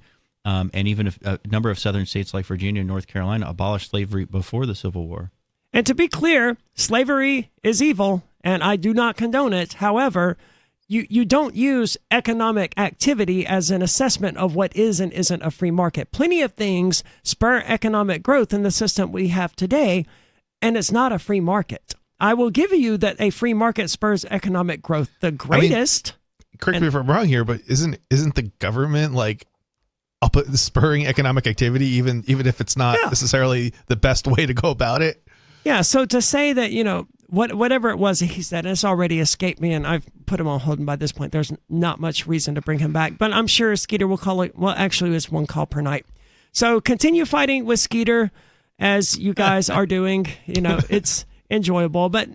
No, I don't think that it's fair to say that intellectual property is free market activity simply because it spurs economic growth. And I don't know that I agree that it spurs economic growth or not, but even if it does, that doesn't make it part of a free market. It's an artificial creation of man that doesn't even do what it was advertised to do in the first place. And the Pirate Party, which is kind of left libertarian, very left libertarian, but still mostly socially libertarian, their argument for most of their members has been that intellectual property, they're either for intellectual property reform or some of them are for just doing away with patents and trademarks and copyrights altogether. I like that idea. But their argument has been that physical, real property rights are more important than artificial property rights. Intellectual property rights are artificial. I think that the need there is there for patent reform and also to shorten the amount of time that movies and TV shows and cartoons go into public use. A lot of people don't realize Steamboat Willie from the 1930s, the Disney cartoon, black and white Disney cartoon, has just now gone into public use after almost 100 years. It's over 90 years before things owned by corporations finally go into fair use. Public use, or did you mean public domain, or am I using a term that I'm not familiar with? Oh, fair use and public use are different. In other words, they're freely available. You can put it right on a YouTube video. Okay. So what is your take on intellectual property? I'm of the mind that, we should do away with all of it, but obviously with going out to break, we don't really have the time to get into that. But there is more to discuss, and we might as well get into intellectual property a bit more. So give us your thoughts. 603-283-6160. We're here with Max Abramson, who's running for U.S. Congress. 603-283-6160. If you have any questions for him, give us a call. It's Free Talk Live. On Free Talk Live, we're bringing people to the ideas of liberty every day. From wrestling superstars like Glenn Jacobs. You guys really are having an impact, I believe. Like I said, a lot of where I am now is due to listening to Free Talk Live. You changed my mind on some very important issues years ago. To random people tuning in on the radio. I was kind of stuck in the left-right paradigm. I heard your show by chance on a Saturday night.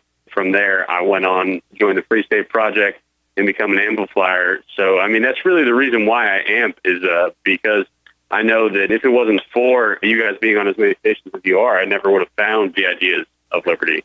You can help more people hear the message of liberty by joining Free Talk Live's AMPS program on Patreon for as little as $5 a month. And you'll get access to special perks. Visit amps.freetalklive.com, amps.freetalklive.com.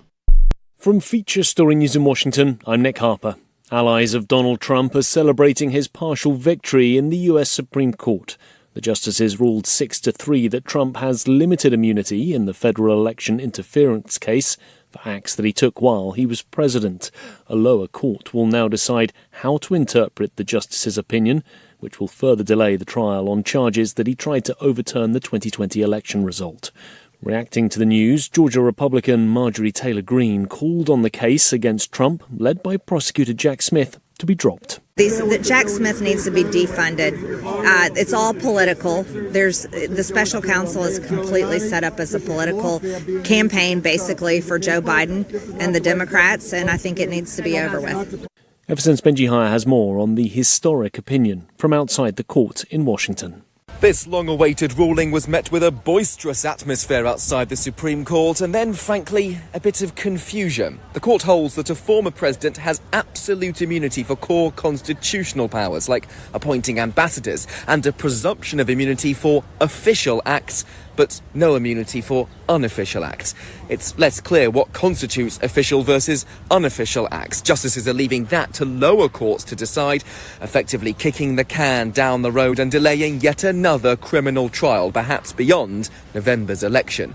Cue outrage from Liberal justices. They say the decision reshapes the institution of the presidency. Benji Hire, Washington. Hurricane Beryl has smashed into the eastern edge of the Caribbean. It's the strongest hurricane to pass through the region, according to data that goes all the way back to 1851. The Category 4 hurricane brought winds of 150 miles an hour. Florida couple Cole Cruz and his wife Emily are riding out the storm with their sailboat in Grenada. Oh my gosh. So immense stress. Yeah, a lot of stress because, again, as a cruiser, you come to Grenada to get away from the hurricane belt. We've got 4 lines tied to the mangroves behind us. We've got 2. We've got our main anchor out, and then we've got a storm anchor out as well. Former aide to Donald Trump, Steve Bannon, has reported to prison to begin serving a 4-month sentence. He was convicted for defying a congressional subpoena from the U.S. House Committee that was investigating the January 6, 2021 attack on the U.S. Capitol. Everson's Kate Fisher reports from Washington. Steve Bannon will be held in federal prison where he won't have access to the internet, making it hard for him to communicate with his fans on social media. The Conservative podcaster was a key advisor to Donald Trump's 2016 presidential campaign and then chief White House strategist for a time. He's remained a staunch Trump ally and is a vocal supporter of his presidential re-election bid. From Bureaus Worldwide, this is FSN. Our Matrix server is about as free as internet chat can be. Join the existing rooms or create your own at chat.freetalklive.com.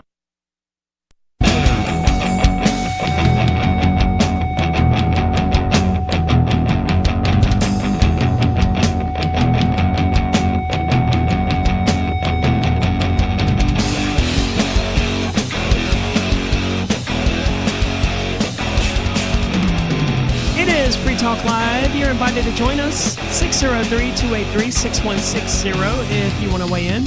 Again, that number 603-283-6160. Dash was the first DAO to come into existence. That's a decentralized autonomous organization. They're pioneers in cryptocurrency and just in decentralization in general, clearly. Now, what this allows them to do is no one is in charge at Dash. It's decentralized, and it's a beautiful thing. And it's a beautiful cryptocurrency with transactions that are irreversible, which makes it great for merchants, and transaction fees that are, like, I think the highest transaction fee I've ever paid for Dash was like 0.001 Dash or something. It's fractions of a penny versus Bitcoin, where you can regularly pay like a $10 fee or more, depending on your wallet setup. Dash doesn't have those problems. Its network is protected by its chain locks technology from 51% attacks. There's all sorts of reasons to check it out. You can find out more about it at dash.org. I want to say thank you to the Dash DAO for sending us 32 Dash per month for this sponsorship, because we are sponsored in part by Dash. Find out more about them at dash.org. You can learn more again at dash.org. Now, we wanted to get into the drug war a bit because it's a fascinating topic. Now, I just came out of federal prison, like, I guess it was 2 months. Well, it wasn't 2 months ago, but it was in the end of May that I got out of federal prison. And I was shocked by how many people were there for nonviolent drug offenses. And, like, obviously, we all know that this is a thing that happens. It's about half nationwide. It was about half of the prison population that was there were there for nonviolent drug offenses, and most of them had mandatory minimum sentences attached to them. And this is barbaric. This allows legislatures to determine the sentencing rather than the judge. And the result of this is that while in prison, I did a lot of activism, and some of the activism was filing motions for compassionate release and sentence reductions for other inmates. And one of the sentence reduction motions that I put in quoted the sentencing transcript of this other prisoner, where the judge had said, "You're not the kind of guy who should go to prison for 10 years.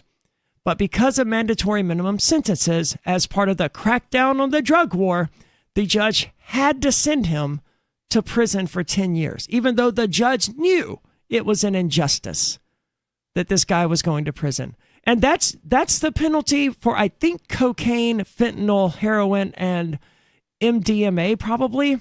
I'm not sure exactly what all drugs carry the 10-year mandatory minimum, but dude, it's crazy how many of these people, they were just minding their own business, engaging in a free market transaction, selling someone a product that they wanted and that they wanted to sell, and the government said, "No, we're not allowing that.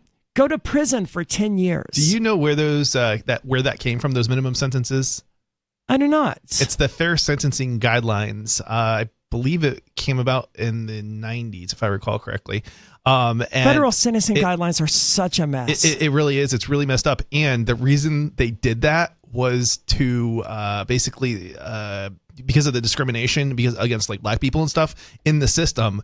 That's why they came about. But what it really did is it just increased the penalties for everybody across the board, as opposed to like making it fairer.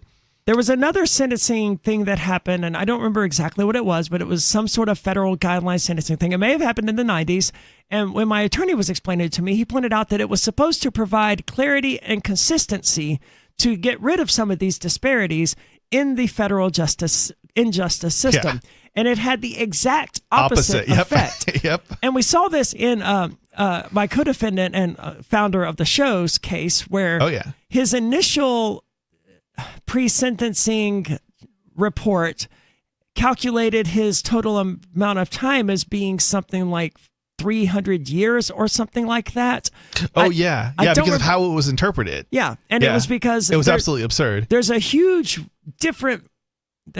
variety of ways that you can interpret these different factors, and if you stack them the wrong way or incorrectly, it's just like your IRS tax crap. Yeah, and it wasn't, I believe, if I recall correctly, it had to do with the like number of victims or the amount of money in the number of victims. But none of these people. I was in prison at the time, so I never actually heard the reason. Yeah, it was something along the lines of based on the dollars lost and the number of victims. But the problem is none of these people were victims of Ian or any of the sales, and a lot of these victims, it was only a fraction of the money, or the fraction of the Bitcoin that was purchased through the Shire Free Church that actually was part of their losses. So they're including the total losses that has nothing to do, and not even victims of the church. They said bought the crypto through the church. They said that they were victims of the money laundering. And that's how they justified, which wasn't known about by the sale, by the people selling the Bitcoin, which makes no sense. But they got a conviction on it, right? They did. And my point is just that they argued not that they were victims of him selling Bitcoin. They were victims of him money laundering, which obviously he was not doing. That's not even what was happening. There was one person who they had on the stand that did actually launder money, but they weren't prosecuting the person actually knowingly laundering money. Look, man, through the church. They prosecuted. I know, man. It's messed up. It's completely messed up. But that was the argument they made, that they weren't victims of the Bitcoin selling. They were victims of the money laundering, which incidentally did not happen. And the main money laundering charge was actually thrown out by the judge after the jury had already convicted Ian of it. So there was a lot of weird stuff going on there. You know what I think is interesting about that too is it's not necessarily when somebody launders money through an entity, it doesn't necessarily mean the entity is laundering the money. And they're basically saying the entity here is laundering the money when that's not really what was going on. It was somebody else laundering the money, and it wasn't. Most of these people weren't. I don't think most of them were laundering money, but at least one of them was laundering money in the case. To get back to the drug war, the FBI agent in that particular case had actually masqueraded as a drug dealer and had purchased some Bitcoin from Ian at some point in the past and had come to a Central Square hangout. What do we call those? Nightcaps? Yeah, nightcap. One Friday night at midnight. And that was when he had his little voice recorder or whatever, hidden. We didn't know it was there. And he said something to the effect of, he sold drugs. Now, obviously, I have no issue with you selling drugs. It's not my business, first of all. I don't want to know if you sell drugs, and I'm not going to sell you Bitcoin. Well, I'm not going to sell you Bitcoin at all, but even not now at least. But even back then, I would not have sold you Bitcoin if I knew that the proceeds were from drugs, because that would be money laundering. But I don't have any issue with people buying, selling, and using drugs. That's their personal choice to make. It's not my personal choice. I think it's a bad idea to do heroin. I think it's a bad idea to do meth. But if you want to make those decisions, you're an adult. Do what you want. And the drug war is a result of people not being willing to allow other people to live their lives in a way that they don't approve of. So what are your thoughts on the drug war, Max? Really quick. So I always go for the kind of practical utilitarian reasons. Obviously, I don't believe that it's government's job to tell you what to eat or drink or smoke or inject or, the whole vaccine debate. I reuse the same arguments for that as I did for why we should just re-legalize all the things. Government shouldn't be telling you how to live your life, what to do with your own body. Before 1913, everything was legal because the old common law system, kind of call it libertarianism today, but under the common law, you had natural rights. You have the natural right to live your life as you see fit, as long as you're not harming anyone else.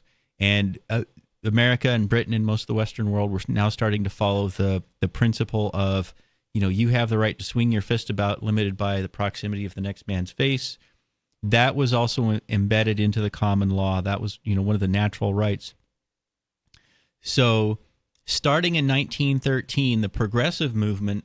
Incidentally, that's the same year that the Federal Reserve Bank was created. And I suspect that these things are related because suddenly they could afford financially to do crap like this. And it was the same progressive Democrats and the same rhinos. Rockefeller Republicans, Rockefeller Democrats, Rockefeller-owned media, Rockefeller-owned prison industry and pharmaceuticals and whatnot. And they were facing competition from, cannabis being used for medical use.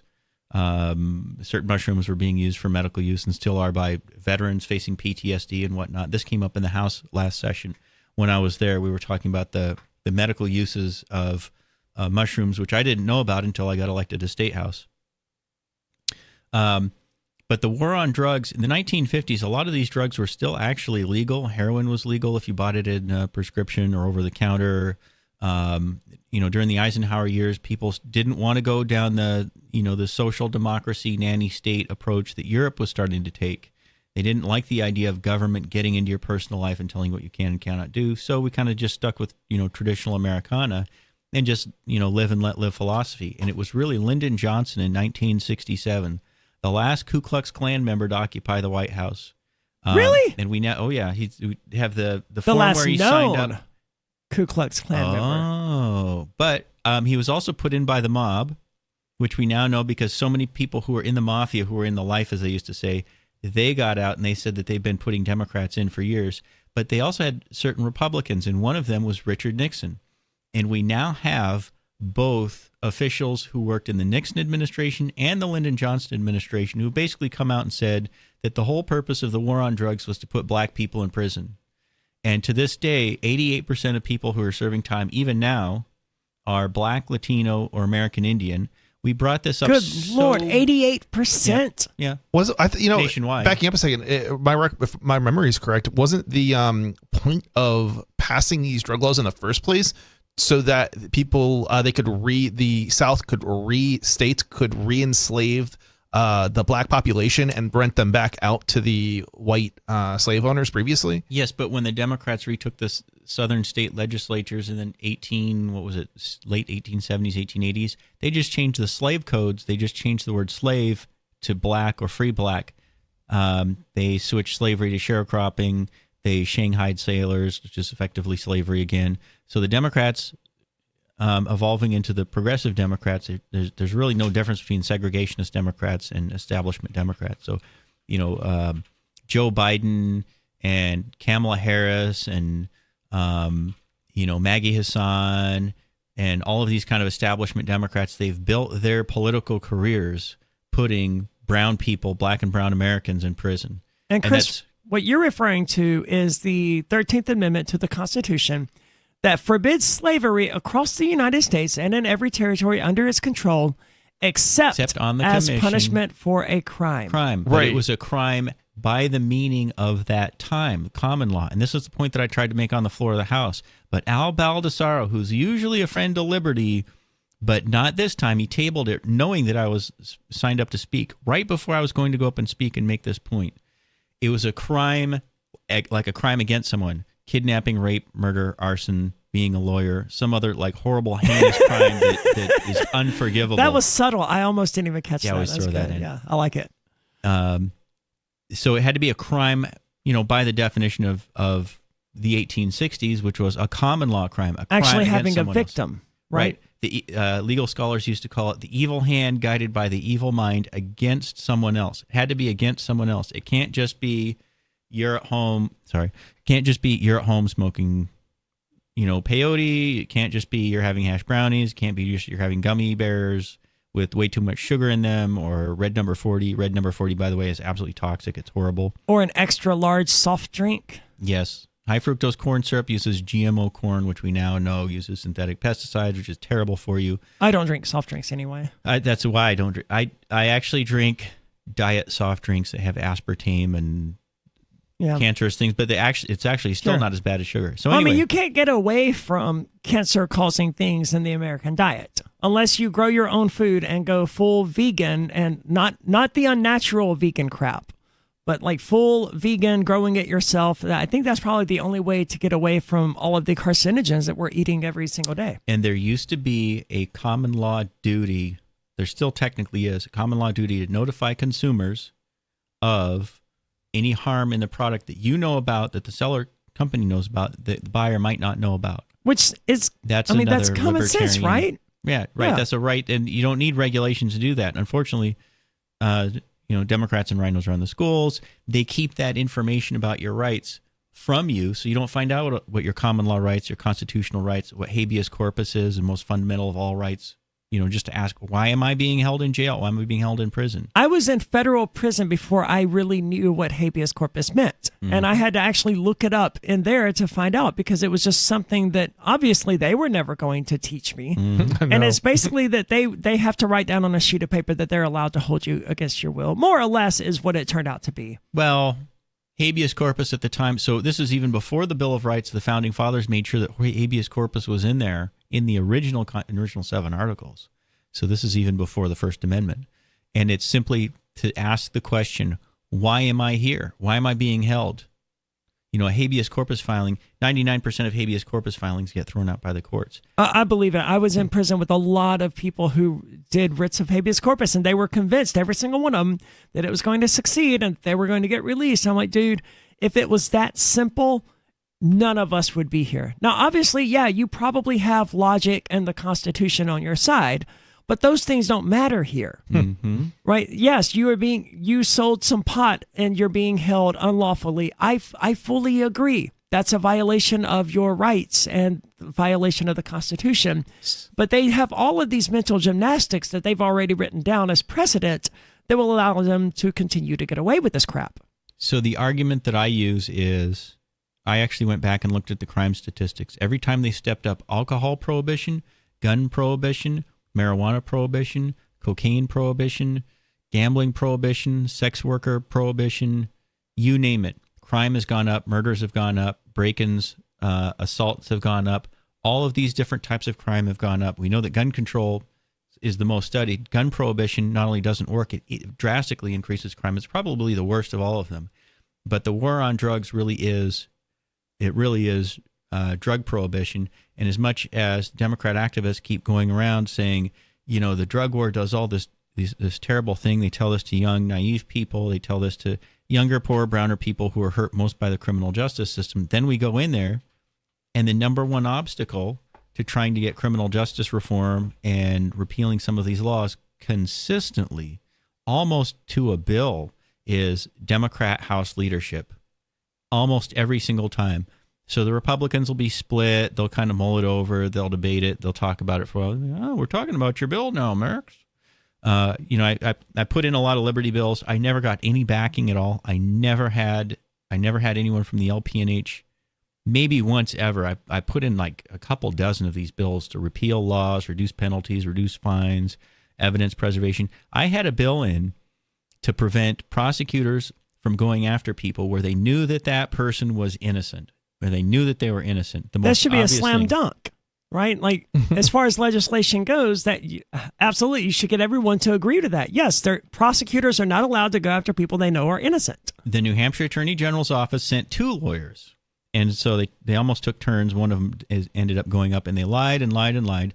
By the way, if anyone doesn't yet know, the New Hampshire Attorney General's office is absolutely corrupt. A lot of our county attorneys are absolutely corrupt. There are people out there who don't know that. I didn't know that when I moved here. When I got here, people were like, yeah, the Attorney General's office is corrupt. The whole criminal justice system. AOT's corrupt. Reason that I'm supporting Chuck Morse is I know how bad AOT is. And even a lot of the straight ticket Republican voters are like, you're thinking of nominating AOT? I don't think so. They'll vote. You start at the bottom of your ticket and you go straight up the Republican ballot. A lot of people will stop at AOT. As controversial as Trump is, I think that AOT is going to lose more Republican votes because her history with the YDC, child abuse, scandal, doing nothing, and agonost, and I really wish people would stop voting straight ticket too. I thought that my run in 2020 would help sort of mitigate that because they learned in real time the consequences of just voting for someone because they had an R next to their name. Nope. And the result of that was that I became the Republican candidate for sheriff in Cheshire County. I technically won the Republican primary because there was an R next to my name, so they voted for me. But you're for smaller government and you're for protecting gun rights. So for a lot of voters, that's good enough. This is exactly why I keep telling people move here and run for office, because it's completely like people don't know who they're voting for. It's literally the reason libertarians are winning in New Hampshire is because we're just throwing up more candidates. And constitutional conservatives. There's still a lot of I'm a constitutional conservative like Ron Paul. There's still a lot of us just running 10%. If you go to town hall on the filing period, it's January in most towns, February in a few towns. If you just go in and file, you'll see about 10% of positions are unfilled. There's not a single person running.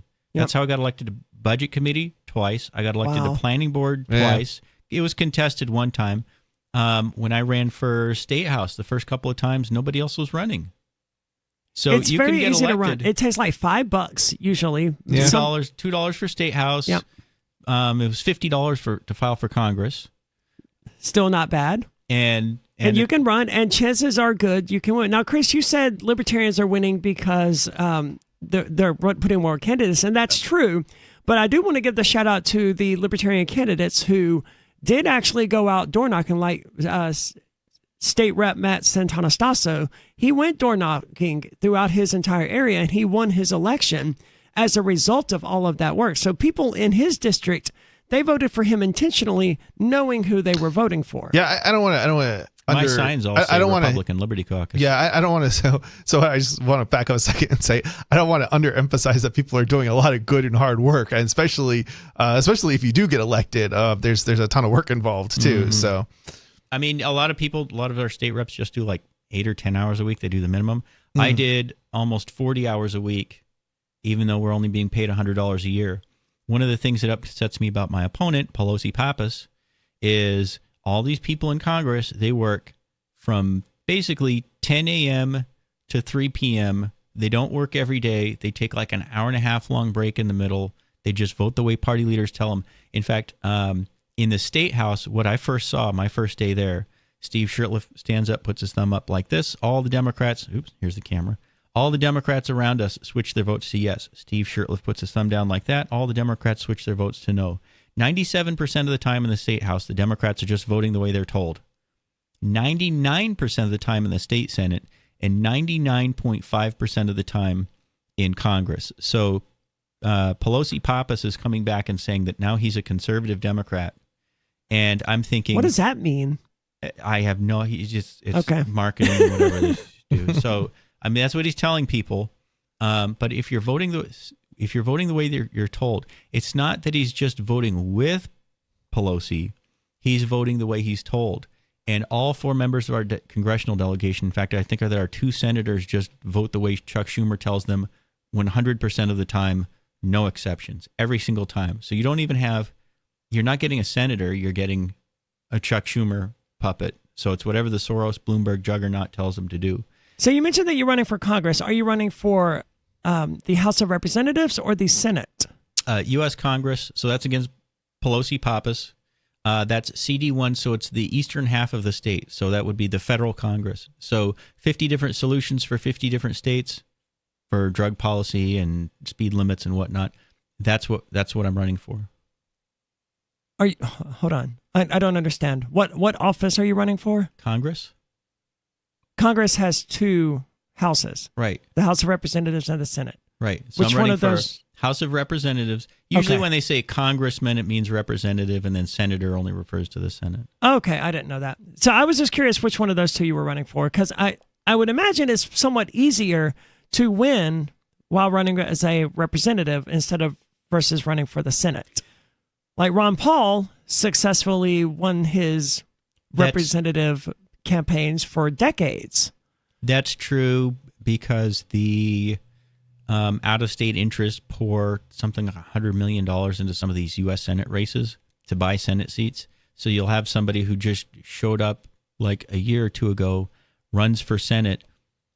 We've even had people come in from both parties, run as a Republican or a Democrat. They come in from D.C. as a D.C. lobbyist for Big Pharma or something like that. They come in here, they don't even live here, and then they'll file, and then D.C. lobbyists and Big Pharma and everything else would put $100 million into their Senate campaign. $100 million in these. I think that the Kentucky race, Rand Paul's race, ended up going to almost $100 million. There have been several Senate races that go to $100 million. For Senate? Where's the money going? In New Hampshire or somewhere else? Most of the money comes from out of state into New Hampshire for Senate, into the U.S. Senate campaign. U.S. Senate campaign for both parties, and they'll spend outrageous amounts of money, soft money, dark money, everything else. Another reason why we need term limits for Congress. Can you tell me that number one more time? 100 million, you said? Some of them are $100 million campaigns. Wow. More extravagant campaigns and financial fraud and just voter fraud in general coming up. 603-283-6160 if you want to join us. That's 603-283-6160. Join liberty-minded voluntarists, anarchists, and libertarians from June 13th through the 16th for the 8th annual Fork Fest at Rogers Campground in the beautiful White Mountains of New Hampshire. Fork Fest is a fork of the Porcupine Freedom Festival, which has sold out in recent years. Fork Fest happens the weekend before the Porcupine Freedom Festival. Fork Fest is decentralized, which means that there's no ticket cost and no one is in charge. All you have to do to join the fun is reserve your camping site, RV site, or motel room with Rogers Campground for June 13th through the 16th. You can find out more at the unofficial website, forkfest.party. You can also connect with other attendees on the ForkFest Telegram and Matrix chat rooms, as well as the ForkFest forum. You can find links to those at forkfest.party. We hope to see you there June 13th through the 16th. forkfest.party. There are basically two types of advertising, direct response and branding. Radio's great for direct response with its low cost to listener ratio, but audio can't be beat for branding, which is a longer term endeavor. You want to be the first thing that someone thinks of when they think about your product or service. If you have a local business that you want kept top of mind in your community, call the station. If you need national reach, Free Talk Live's got around 200 radio stations, millions of monthly listening sessions, can suit all budgets, and if we don't think we're right for you, we'll tell you. Email me, mark@freetalklive.com. Tired of cancel culture? Sick of mega tech corporations holding an axe over your head? Join the LRN.FM Matrix chat server. It's self-hosted, so no one else can tell us what to do or say. Don't like the existing channels? You can make your own. You can even connect into some of our channels from other Matrix servers. It's federated. For the full LRN.FM Matrix experience, though, you should join our server via the step-by-step instructions at chat.lrn.fm. chat.lrn.fm. You're listening to the live edition of Free Talk Live. Hour number 3 is next after the news here on the Liberty Radio Network at LRN.FM. From Feature Story News in Washington, I'm Nick Harper. Allies of Donald Trump are celebrating his partial victory in the U.S. Supreme Court. The justices ruled 6-3 that Trump has limited immunity in the federal election interference case for acts that he took while he was president. A lower court will now decide how to interpret the justice's opinion, which will further delay the trial on charges that he tried to overturn the 2020 election result. Reacting to the news, Georgia Republican Marjorie Taylor Greene called on the case against Trump, led by prosecutor Jack Smith, to be dropped. Jack Smith needs to be defunded. It's all political. The special counsel is completely set up as a political campaign, basically, for Joe Biden and the Democrats, and I think it needs to be over with. FSN's Benji Hire has more on the historic opinion from outside the court in Washington. This long-awaited ruling was met with a boisterous atmosphere outside the Supreme Court and then, frankly, a bit of confusion. The court holds that a former president has absolute immunity for core constitutional powers like appointing ambassadors and a presumption of immunity for official acts, but no immunity for unofficial acts. It's less clear what constitutes official versus unofficial acts. Justices are leaving that to lower courts to decide, effectively kicking the can down the road and delaying yet another criminal trial, perhaps beyond November's election. Cue outrage from Liberal justices. They say the decision reshapes the institution of the presidency. Benji Hire, Washington. Hurricane Beryl has smashed into the eastern edge of the Caribbean. It's the strongest hurricane to pass through the region, according to data that goes all the way back to 1851. The Category 4 hurricane brought winds of 150 miles an hour. Florida couple Cole Cruz and his wife Emily are riding out the storm with their sailboat in Grenada. Oh my gosh. So immense stress. Yeah, a lot of stress because, again, as a cruiser, you come to Grenada to get away from the hurricane belt. We've got 4 lines tied to the mangroves behind us. We've got we've got our main anchor out, and then we've got a storm anchor out as well. Former aide to Donald Trump, Steve Bannon, has reported to prison to begin serving a 4-month sentence. He was convicted for defying a congressional subpoena from the U.S. House Committee that was investigating the January 6, 2021 attack on the U.S. Capitol. FSN's Kate Fisher reports from Washington. Steve Bannon will be held in federal prison where he won't have access to the internet, making it hard for him to communicate with his fans on social media. The Conservative podcaster was a key advisor to Donald Trump's 2016 presidential campaign and then chief White House strategist for a time. He's remained a staunch Trump ally and is a vocal supporter of his presidential re-election bid. From Bureaus Worldwide, this is FSN. With FSN Spotlight, I'm Simon Marks, looking today at the agonies within the Democratic Party about President Joe Biden's performance in last Thursday's debate against former President and now convicted felon Donald Trump. The president is digging in his heels, insisting he won't abandon his campaign for re-election, and the next few days could be critical in determining whether he sees off calls for him to make way for a younger presidential nominee. Jonathan Friedland is a columnist and former Washington correspondent for The Guardian, and argues that 4 months from Election Day, a change in candidates is still possible. In a way, I mean, Joe Biden did a favour for everyone because it was he who brought this debate forward. It should have happened in October. If it had happened then, it would have been just too late. But he wanted it early to allay all these fears about his age. It did the opposite. It made people really worried. But there is time. If Democrats want to do it, there is time. The problem I'm discovering, having had lots of text messages with key people in the Democratic Party today, is that no one wants to be the person who makes the first move. That Biden, is a proud man, a stubborn man, and people, the kind of people he might listen to, former House Speaker Nancy Pelosi being one of them, just do not want to be the person who makes that call. It is worth making the point that at 84, Nancy Pelosi is herself running for re-election to the House this November, though to be fair, she did warn President Biden not to debate Donald Trump, saying several weeks ago she thought it was a terrible idea. With FSN Spotlight, I'm Simon Marks.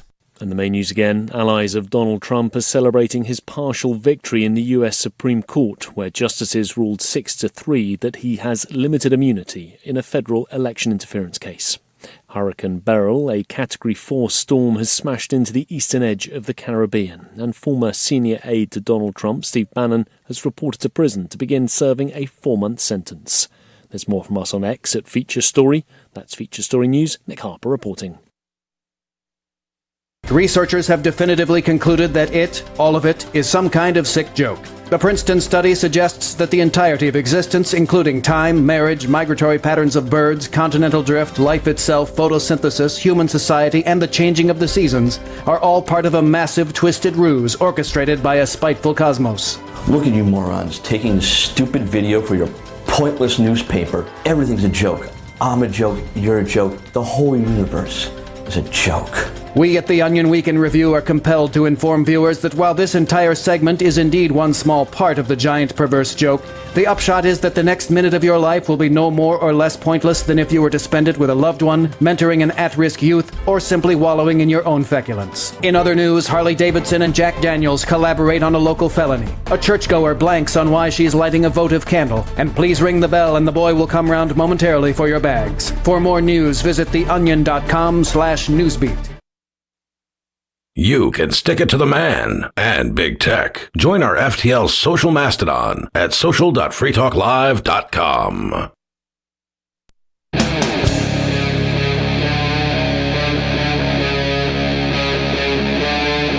Free Talk Live.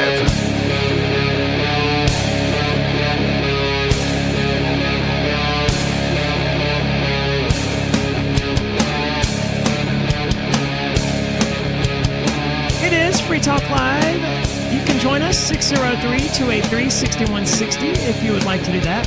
Again, the number 603-283-6160. If you want to weigh in, you can talk about ending the drug war, getting rid of the income tax, or any of the other topics that we have. Max Abramson here with us on tonight, who is running for U.S. Congress, U.S. House of Representatives. If you wanted to join in with that conversation, you are invited, 603-283-6160. And Free Talk Live is brought to you in part by LibertyMinded.com. You can get official Free Talk Live gear like T-shirts and hoodies at LibertyMinded.com. You'll also find a unique collection of cool and funny Liberty-oriented clothing at LibertyMinded.com. That's LibertyMinded.com. The person behind it also does the graphics work for me. I needed a red layer replaced with a transparency layer so that I could use it for something. And obviously I contacted this person to do it. I don't know if we've ever said this person's name on the air or not, so I'm just going to keep calling him this person. So at LibertyMinded.com. And it turns out that he already had that, and he already had a lot of other images that I needed. So that was really awesome of him to provide me with those. That's LibertyMinded.com if you want to pick up a Free Talk Live t-shirt or something else Liberty-oriented that is humorous. Check it out, LibertyMinded.com. Now, we're here with Max Abramson talking about various things that the government does wrong. Pretty much everything that it does wrong.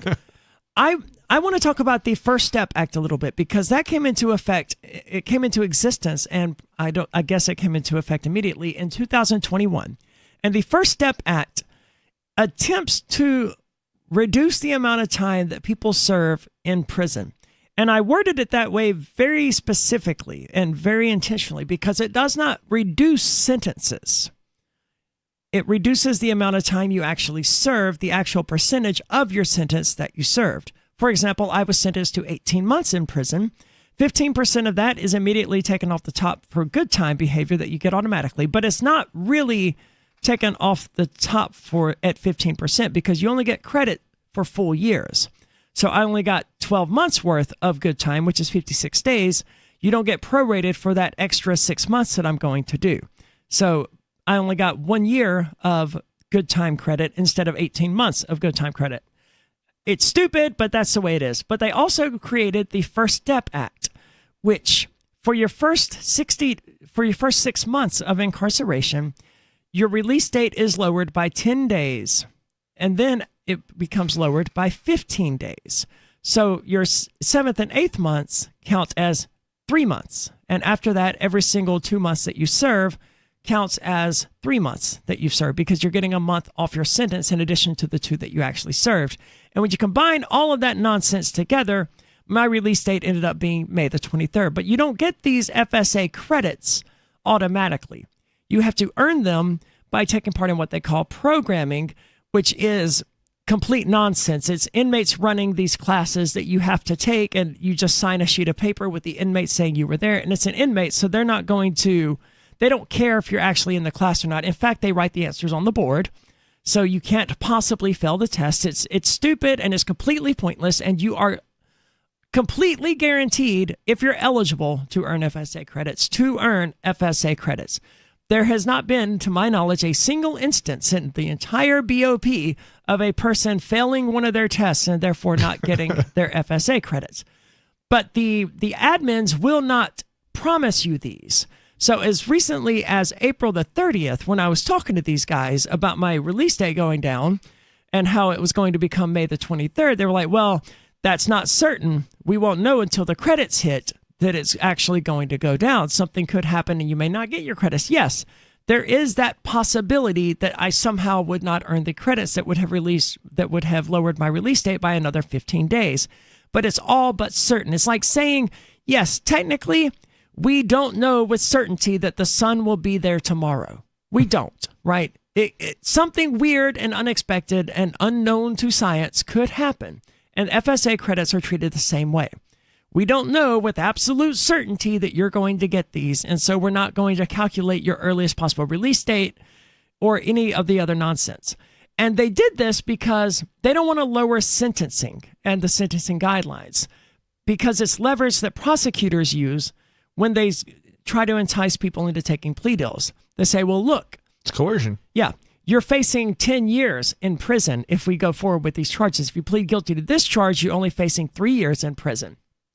And they're allowed to do that because if Congress just lowered the sentencing, then you would only have been facing 5 years in prison or 18 months in prison. Instead, they can threaten you with 10 years when in reality, it's 5 years they're threatening you with. And it's just a way of intimidating people into taking plea deals.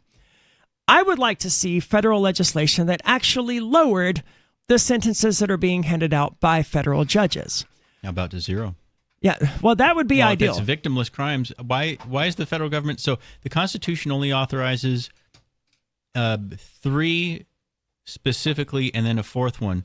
The 3 specifically, I believe, were piracy, treason, counterfeiting, and then there's another kind of like category. And by piracy, you mean out there in the sea piracy. Yeah, you don't mean torrenting something. Well, it could be. It could be piracy. Theoretically, a pirate's came on land or something like that. Okay, But true. Piracy. The reason that they said piracy on high crimes on the high seas. The reason that they used that kind of wording was that jurisdiction has always been where your feet are planted, except for internet crimes for some reason. Wherever your feet are planted.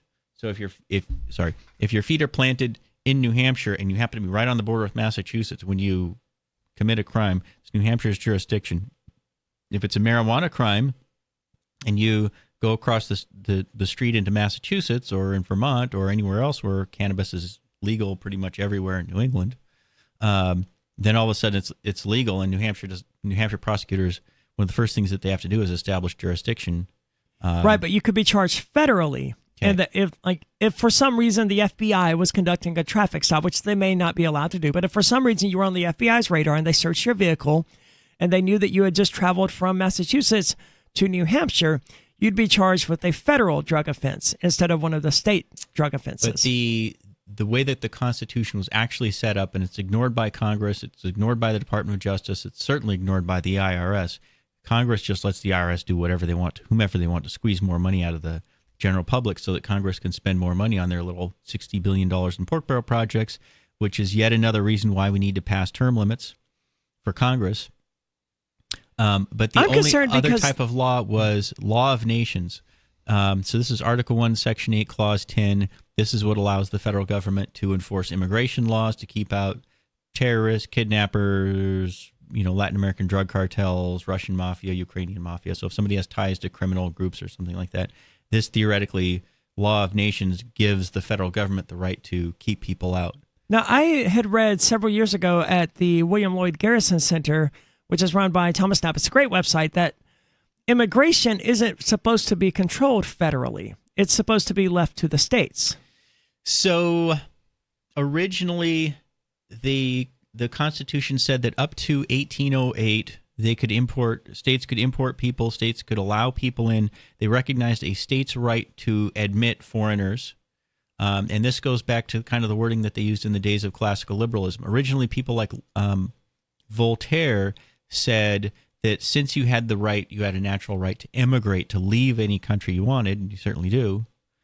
Except for communist countries, they don't recognize that right, but it is still a natural right. The United States doesn't recognize that right either. Yeah, you have to pay obscene amounts of money, and then they might come after you anyway. Communist countries aren't that different from the United States in some respects. Right, but a lot of our listeners are going to say, those communist countries. But no, the United States does that too.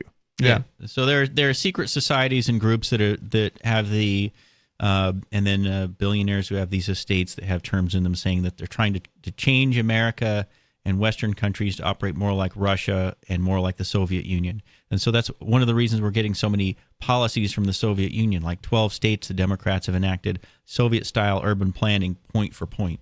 The federal income tax. Well, we have Soviet-style gulag systems as well. Yeah, prisons. Yeah. And 30 cities also have city income taxes. That comes right out of Karl Marx's Communist Manifesto. Hey, so crazy. Policies in America. Soviet-style gun control, Soviet-style 55 years of the Soviet Union's drug policy comes right from the Soviet Union. It's not an American idea at all. It comes right from the Soviet Union. Nationalization of schools, healthcare, utilities, insurance, busing, land, central banking, and on and on and on. All of that comes from the Democrats and rhinos who are implementing policies that a bunch of rich communists wanted, and people don't realize because they don't pay attention. They don't get involved in county politics. They don't get involved in state legislature. They don't get involved at the local level. However, I will say this. I sent people up to the state legislature every single day, and I had multiple people coming to in the legislative office building and seeing the committee hearings and seeing the debates on the floors, and one after another, I would have at least 2 or 3 people a day come up to me and say, Max, these Democrats are insane. They're nuts. They're taking away our self-defense rights. And I'm like, well, yeah, that's their front for organized crime. What did you think? What did you expect? But it's also the rhinos. In fact, I was listening to a podcast by Michael Francis, Joe Panisi, Sammy the Bull Gravano. These are like former mafia guys, underbosses, like really high-ranking mafia guys. And they say that they used to buy politicians all the time. It was mostly Democrats because Democrats were easier, but they still bought off people like Richard Nixon. They still control, legislators and whatnot. They'll run their guy. Oh, you live in a Republican district? Well, they'll run you as a Republican. And if there's not an active Republican primary, you get a mafia guy who would normally run as a Democrat. He runs as a Republican, gets elected as a Republican. He could be in there for 10, 20, 30 years before people get rid of him if they're in there for long enough. Like I say, some of these entrenched politicians in the Senate and in Congress and our state legislatures, they've been in there since the 1980s, the 1970s, and you can't get rid of them. And they were put in by the mafia back in the 70s. Isn't it astounding that the approval rating of the U.S. Congress is like 6% or something, and yet every single time these same people get reelected? Yep, it's 96%, but when they reach about 20 years of seniority, it's automatic. So there are 360 out of 535, so it's more than half are in Senate and congressional seats where they cannot be voted out. And there's not enough organized movement in the state primary. When you say they cannot be voted out, you mean they can literally just file and do nothing. They don't have to go back to their district. We have Maxine Waters and some of these others. They don't even live in their district. But in theory, you could run against them and win, right? You could run against them, but you don't have a snowball's chance in fiery Right. Hades of unseating Just someone who's in been theory. in there for over Right. 20 years. I understand. Okay. I just wanted to make sure that it wasn't like a guaranteed thing. I understand, right? They're going to win with certainty. It's effectively automatic. Right. But technically, someone could inspire the population in their district and take the seat from them. It's just extraordinarily unlikely and not realistic and not going to happen. Once you get up to D+6, there are 0 Republicans unseating entrenched Democrats, no matter what they do, even if they don't live in their district. Once you get up to what? D+6. What is that? So there's a range. Not sure how I can describe this. There are 435 seats, and they have a range. The voters in that district, lean Republican, lean Democrat, or they're in the middle. So my district, CD1, is normally an R+1 district. This year is an R+2 year, so it's Republican +2 year. So therefore, the Republicans on an average ballot are up by 3. So your average Republican versus your average Democrat. Republicans have a 3-point advantage in CD1. In my district, the rate I'm running against Chris Pappas.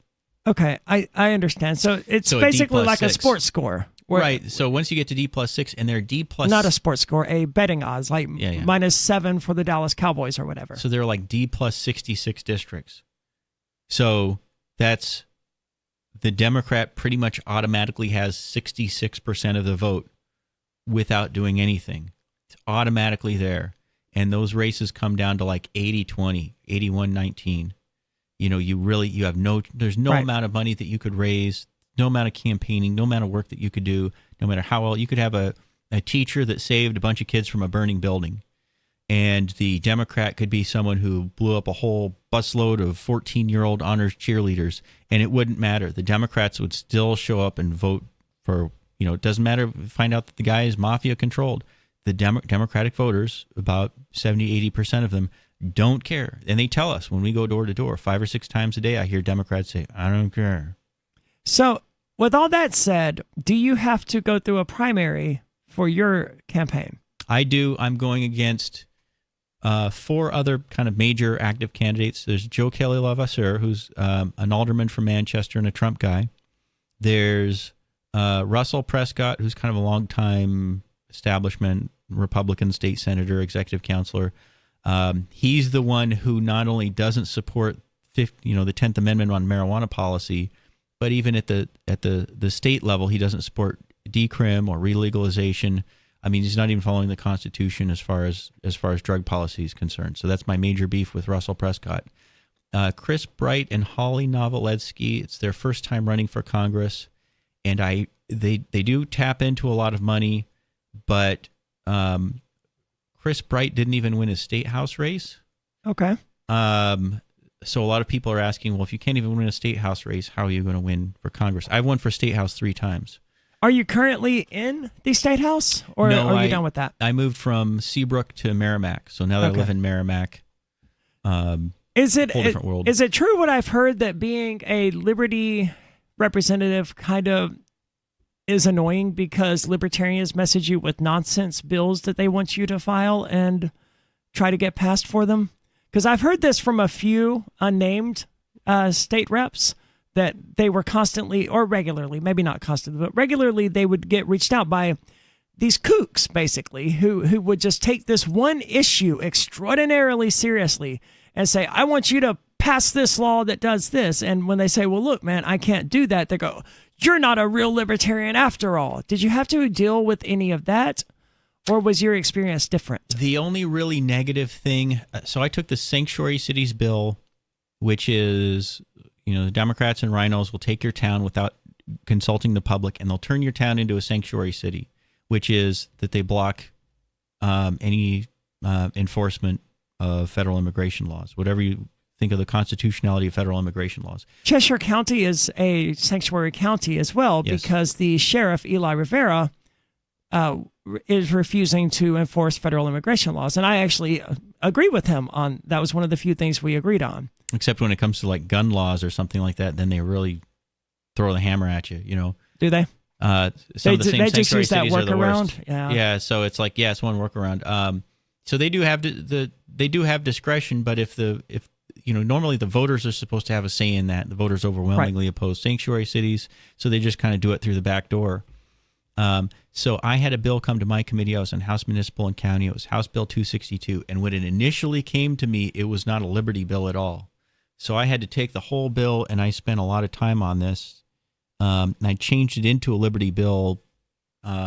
Police officer discretion is really important for liberty. A lot of it's very, very much misunderstood, and as George Bush would say, it was misunderestimated. It's really important for protecting your rights, is guaranteeing an officer's right to say, I'm not going to arrest this person because I don't think that this is an arrestable offense. But anyway. Let's dive into that a bit, if you don't mind, because I've always thought about it in a different context, that police having discretion, I don't know whether or not it's good or bad, but it does allow police to impose their biases in the judicial system. Like if they happen to be racist, then they're more likely to pull over a black person. Yeah, but you want them to be, told that they have to arrest somebody based on, like, I don't know, the type of crime or something like violence. that? A lot of in my home state of Washington, domestic violence cops are told that they have to arrest someone. So they show up to a call. There's nobody there. The law says they have to arrest someone. So they go across the street. They find the caller and they say, "I'm sorry, but I have to arrest you."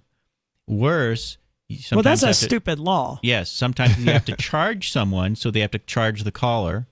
And then there are mandatory minimums. So you've had juries who kind of didn't understand anything, messed everything up, convicted the 911 caller, and then the judge now has a mandatory minimum of 3.5, 4 years, and has to send a 911 caller to prison for 2 or 3 or 4 years for calling 911 because the laws are so messed up.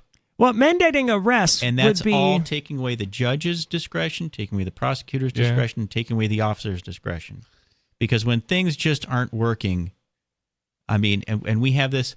One thing that I worked on was, but on the Sanctuary Cities bill, they railed against me for supporting that bill. The original version of the bill I didn't think was good. I reworked it and turned it into a liberty bill, and they were still just like, "Max, we're disowning you. You're a bastard. We wanted that. We didn't want that bill." And I'm like, "I turned it into a liberty bill." "Oh, well, we didn't see that." And I'm like, "You're rating this like it's the original bill, which wasn't a good bill." But anyway, another one was domestic violence. So there's the federal domestic violence standard, and then the state standard is a nightmare. 2 siblings wrestling in the living room, automatic felonies for both of them. I didn't know that there was a federal domestic violence standard. Yep. So it's like... It seems like that would be very rare that domestic violence could become a federal matter, right? But it's for the purpose of preventing you from buying a gun, because it's assumed that if a wife slaps her husband, she's going to go out and blow up a whole busload of 14-year-old honors cheerleaders or something. These domestic laws are so stupid. It's another red jacket law. You know, the gang member or the murderer was wearing a red jacket, so we're going to ban red jackets. So then all the killers go out and get blue jackets. That reminds me of the Free Staters being listed in the system as like a gang. Like if you get arrested, I mean, everywhere I wanted to get to this point earlier. Everywhere in the country, they have been targeting, they've been prosecuting under victimless crimes. They've been targeting pretty much anyone who exposes corruption at any level in the system. You know, federal, state, county, local. And this has become so well known, and people talk about this, especially in small town America and online. People talk about this. And so now that they're going after Donald Trump for allegedly paying someone to keep quiet, literally the exact same thing that Bill Clinton did in the book Primary Colors. The Clinton campaign, this actually was a felony. They took $50,000 in campaign money, and they paid a father, because I guess Bill Clinton had gotten a 16-year-old black girl knocked up, and the campaign paid the father $50,000 in campaign funds, which is a federal felony, to remain quiet and take his daughter to an abortion clinic and force an abortion on her. So Isn't she was that 17. essentially what Trump was alleged to do as well. Except Trump, Except the source of the funds was different, right? Took his own money and allegedly paid $130,000 to have her remain quiet, and that was a misdemeanor. And then the judge, who is a Democrat donor, which is a big no-no, violates their, judicial ethics rules, and they picked him as this partisan judge, and brings the whole process into question. And he just kind of arbitrarily transformed it into a felony so that they could overcome the statute of limitations and push it from 3 years to 6 years. Well, you said that 9-year-olds wrestling on the couch can be arrested for domestic violence. There's a lot to unpack in these discussions, and you can unpack it with us, 603-283-6160. You are invited to call in if you have any questions about the federal government or just how things got to be this way. Max can help. It's Free Talk Live. We have some good news. The indictments against Ross Ulbricht in the District of Maryland were dismissed with prejudice, meaning they can never be refiled. This is especially good because those indictments contain the only charge ever made that Ross engaged in murder for hire. This was a serious allegation that Ross Ulbricht denies. It was never prosecuted or ruled on by a jury, but was trumpeted by the federal government and the media as if it were proven fact. The Maryland court held these indictments for almost 5 years, poisoning Ross's case and leaving him under a cloud of unproven allegations. As explained in Ross's appeal to the Supreme Court, the fact that the judge used these allegations to give Ross a draconian sentence of double life without parole violated his Sixth Amendment right to a jury trial. Judges are required to issue sentences based on convictions decided by a jury, not unproven allegations never even charged at trial. Although this is a positive development, the dropped indictment will not set Ross free. Now, a presidential pardon is Ross's only hope of freedom. Sign the petition at freeross.org. freeross.org. From Feature Story News in Washington, I'm Nick Harper. Allies of Donald Trump are celebrating his partial victory in the U.S. Supreme Court. The justices ruled 6-3 that Trump has limited immunity in the federal election interference case for acts that he took while he was president. A lower court will now decide how to interpret the justice's opinion, which will further delay the trial on charges that he tried to overturn the 2020 election result. Reacting to the news, Georgia Republican Marjorie Taylor Greene called on the case against Trump, led by prosecutor Jack Smith, to be dropped. Jack Smith needs to be defunded. It's all political. The special counsel is completely set up as a political campaign, basically, for Joe Biden and the Democrats, and I think it needs to be over with. Everson's Benji Hire has more on the historic opinion from outside the court in Washington. This long-awaited ruling was met with a boisterous atmosphere outside the Supreme Court and then, frankly, a bit of confusion. The court holds that a former president has absolute immunity for core constitutional powers like appointing ambassadors and a presumption of immunity for official acts, but no immunity for unofficial acts. It's less clear what constitutes official versus unofficial acts. Justices are leaving that to lower courts to decide, effectively kicking the can down the road and delaying yet another criminal trial, perhaps beyond November's election. Cue outrage from Liberal justices. They say the decision reshapes the institution of the presidency. Benji Hire, Washington. Hurricane Beryl has smashed into the eastern edge of the Caribbean. It's the strongest hurricane to pass through the region, according to data that goes all the way back to 1851. The Category 4 hurricane brought winds of 150 miles an hour. Florida couple Cole Cruz and his wife Emily are riding out the storm with their sailboat in Grenada. Oh my gosh. So immense stress. Yeah, a lot of stress because, again, as a cruiser, you come to Grenada to get away from the hurricane belt. We've got 4 lines tied to the mangroves behind us. We've got 2. We've got our main anchor out, and then we've got a storm anchor out as well. Former aide to Donald Trump, Steve Bannon, has reported to prison to begin serving a 4-month sentence. He was convicted for defying a congressional subpoena from the U.S. House committee that was investigating the January 6, 2021 attack on the U.S. Capitol. Everson's Kate Fisher reports from Washington. Steve Bannon will be held in federal prison where he won't have access to the internet, making it hard for him to communicate with his fans on social media. The conservative podcaster was a key advisor to Donald Trump's 2016 presidential campaign and then chief White House strategist for a time. He's remained a staunch Trump ally and is a vocal supporter of his presidential re-election bid. From Bureaus Worldwide, this is FSN. Don't miss a moment of Free Talk Live. Get our archives daily via our podcast at feeds.freetalklive.com.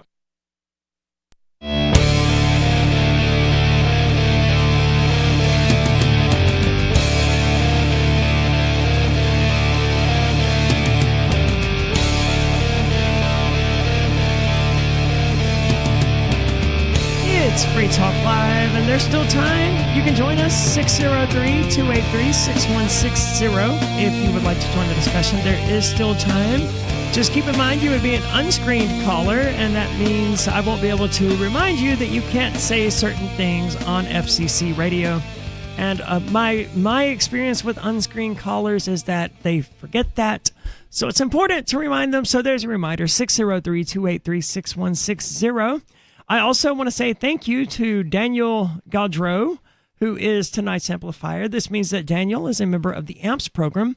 You can find that at amps.freetalklive.com. That's amps.freetalklive.com. It says for advertise, market, promote, and support. So if you value the show, if you like what we're doing and you want to show your support for Free Talk Live, that's the best way to do it. Plus, new feature, you get the Free Talk podcast a day early. Not 24 hours early, so don't hold me to that. But you do get it on Thursday instead of its normal release day on Friday.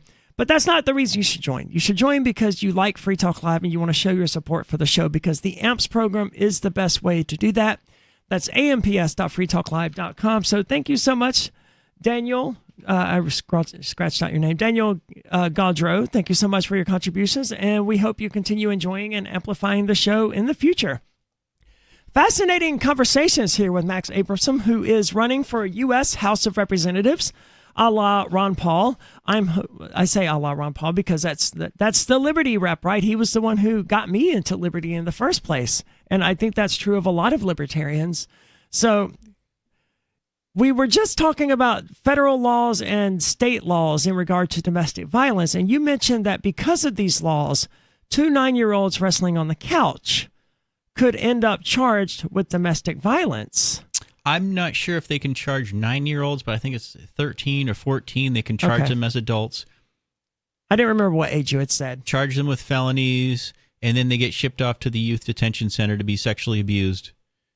Both of them can be charged with felonies, but they could both be 18 or 19, still living in the same house. Now they got felonies for life. They lose their voting rights in a lot of states. They can't travel to certain countries.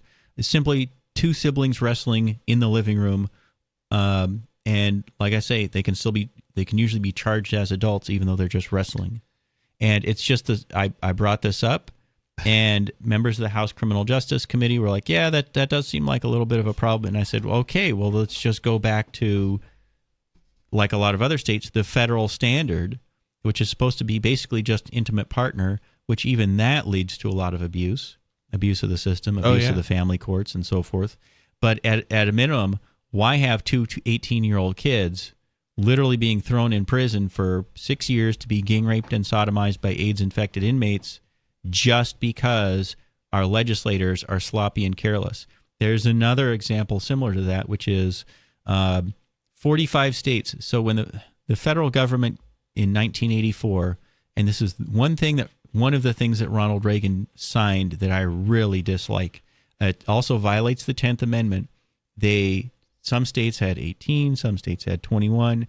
There were studies showing that the higher the drinking age, the more problems that you had. So I believe it. So the federal government stepped in, violated the 10th Amendment, and raised the drinking age to 21. They do allow adult supervision exceptions. There are really only 2 restrictions. And again, the prohibitionists in Concord lie and lie and lie and lie. They're liars. I refuse ever again pretend that prohibitionists tell the truth. Their job is to round up your neighbors and you and put them in prison to make $61,320 per year per inmate to put people in jail for the most ridiculous, ludicrous things. And again, it's not just the Democrats, it's the rhinos too. And they're regular Republicans who are prohibitionists, believe it or not. I began drinking. I say I began drinking. I'm not an alcoholic. I think I drank 3 total times since I've been out of prison, and each of those was like 1 drink. Anyway, I had my first drink when I was like maybe 13 years old, and it was at a friend's house with their parents around. It was supervised, and it was a safe experience. So yeah, I got hammered, and I was a stupid 14-year-old kid, but it's fine. No one got hurt. Everything was okay. And by the time I was an adult, 21 years old, able to buy alcohol at a party and enjoy myself, I was aware of what alcohol would do to me and knew not to over drink. So 45 states have adult supervision exceptions to religious reasons, drinking beer or wine with dinner with parents and so forth. And those 45 states enacted those exceptions after the 1984 law. Those are the only states that saw teenage drinking, teenage binge drinking, teenage alcoholism, and teenage drunk driving go down.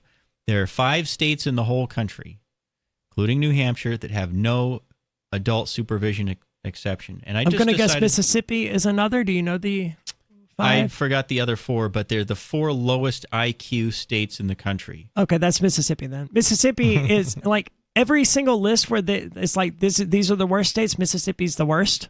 And it's at the bottom of every best list every single time. Highest HIV rates, highest rates of syphilis and gonorrhea, highest teen pregnancy rates, highest dropout rate, high school dropout rates. Everything that's bad, Mississippi's refresh my number memory. 1. Where were you from? Mississippi. That's what I thought. Yeah, okay. That's what I thought. There's a reason I left. This is why I figured that was the case. I'm the same way with New Jersey. I left New Jersey. It's like I know a lot about New Jersey. I know a lot about Washington, and it was one of the best, if not the best, places in the world to live. Mississippi. Oops. That would be the state of Washington or Washington, D.C.? Washington. So everyone asked that, and I just say Washington, not Washington, D.C. My home state of Washington is not D.C., but I grabbed these charts. Oh, what I was saying is Mississippi and most of the South, most of the southern state legislatures were gerrymandered by Democrats going all the way back to the Civil War, and that was how they held on to power. So people don't realize this. Yes, they started going Republican under Eisenhower, which also isn't mentioned. The vote started moving back in the 1920s during the first Red Scare. Then the second Red Scare, mainly economics and values issues, were what actually drove people. It wasn't so much right, but the party they're registered under, I feel like they make, especially Republicans now, they make too big of a deal of the fact that, the Republicans in the South used to be Democrats. Oh, but the label next to them, their positions, their views, their beliefs haven't changed. Can't find. The name they call their political party changed. The segregationist Democrats did not change. They're still, so the minimum wage laws, 1980s, teens, 20s, 30s, segregationist Democrats were pushing the minimum wage laws in order to put blacks and Latinos out of work, and they were pushing it not to raise wages. They didn't even suggest that until probably like the 60s and 70s. But it was to put blacks and Latinos out of work. They said to shrink the size of their families, and as Woodrow Wilson said, to protect the racial purity of America. So the same thing with gun control laws. It was I the had same never thing. heard Same that. thing with marijuana laws. It was to put black and brown people behind bars. Oh, yeah, I definitely heard the black and brown people behind bars one. I'm not surprised. And but like I say, my mother and grandmother. Here we go. This is a chart that I show. I guess we can't show this on the radio, can we? Not easily. Can you describe it?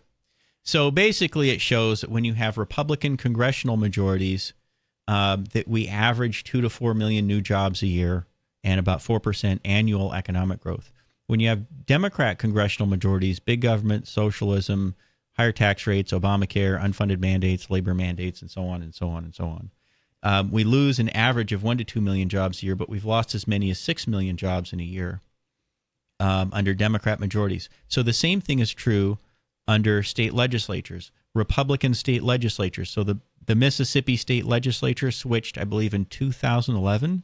So when the new Republican legislature came in. Wages, benefits, household income, everything remained flat from basically World War II. Things were not advancing at all in Mississippi. They finally switched to Republican in 2011, or maybe it was 2014. But most of the southern state legislatures, 2011 to 2015, household income went up by $9,000 a year, and then taxes went down by $2,000 a year. So there was an overall $11,000 increase. They've gotten school choice passed, more business-friendly policies. So they're not really strictly free market. It's more Republicans tend to be more pro-business than pro-market, but they are attracting more business, a lot more retirees, more affluent people. And the South is going through an economic renaissance now, and about half of the job growth in the country is now happening in the South. The South, however, and it's different, right? You can't. I don't feel like it's right to compare a Southern Republican to a New England Republican, because the Southern Republican is motivated almost entirely by love of God and love of country, and those are the only two things they care about, and they will turn Mississippi into a theocracy if they think they can. Yeah, and you wouldn't get that out of a New England Republican. I don't know. I feel like I've seen that at the Republican. I think it was the Cheshire Republican Party, with at least one of the reps coming in and talking.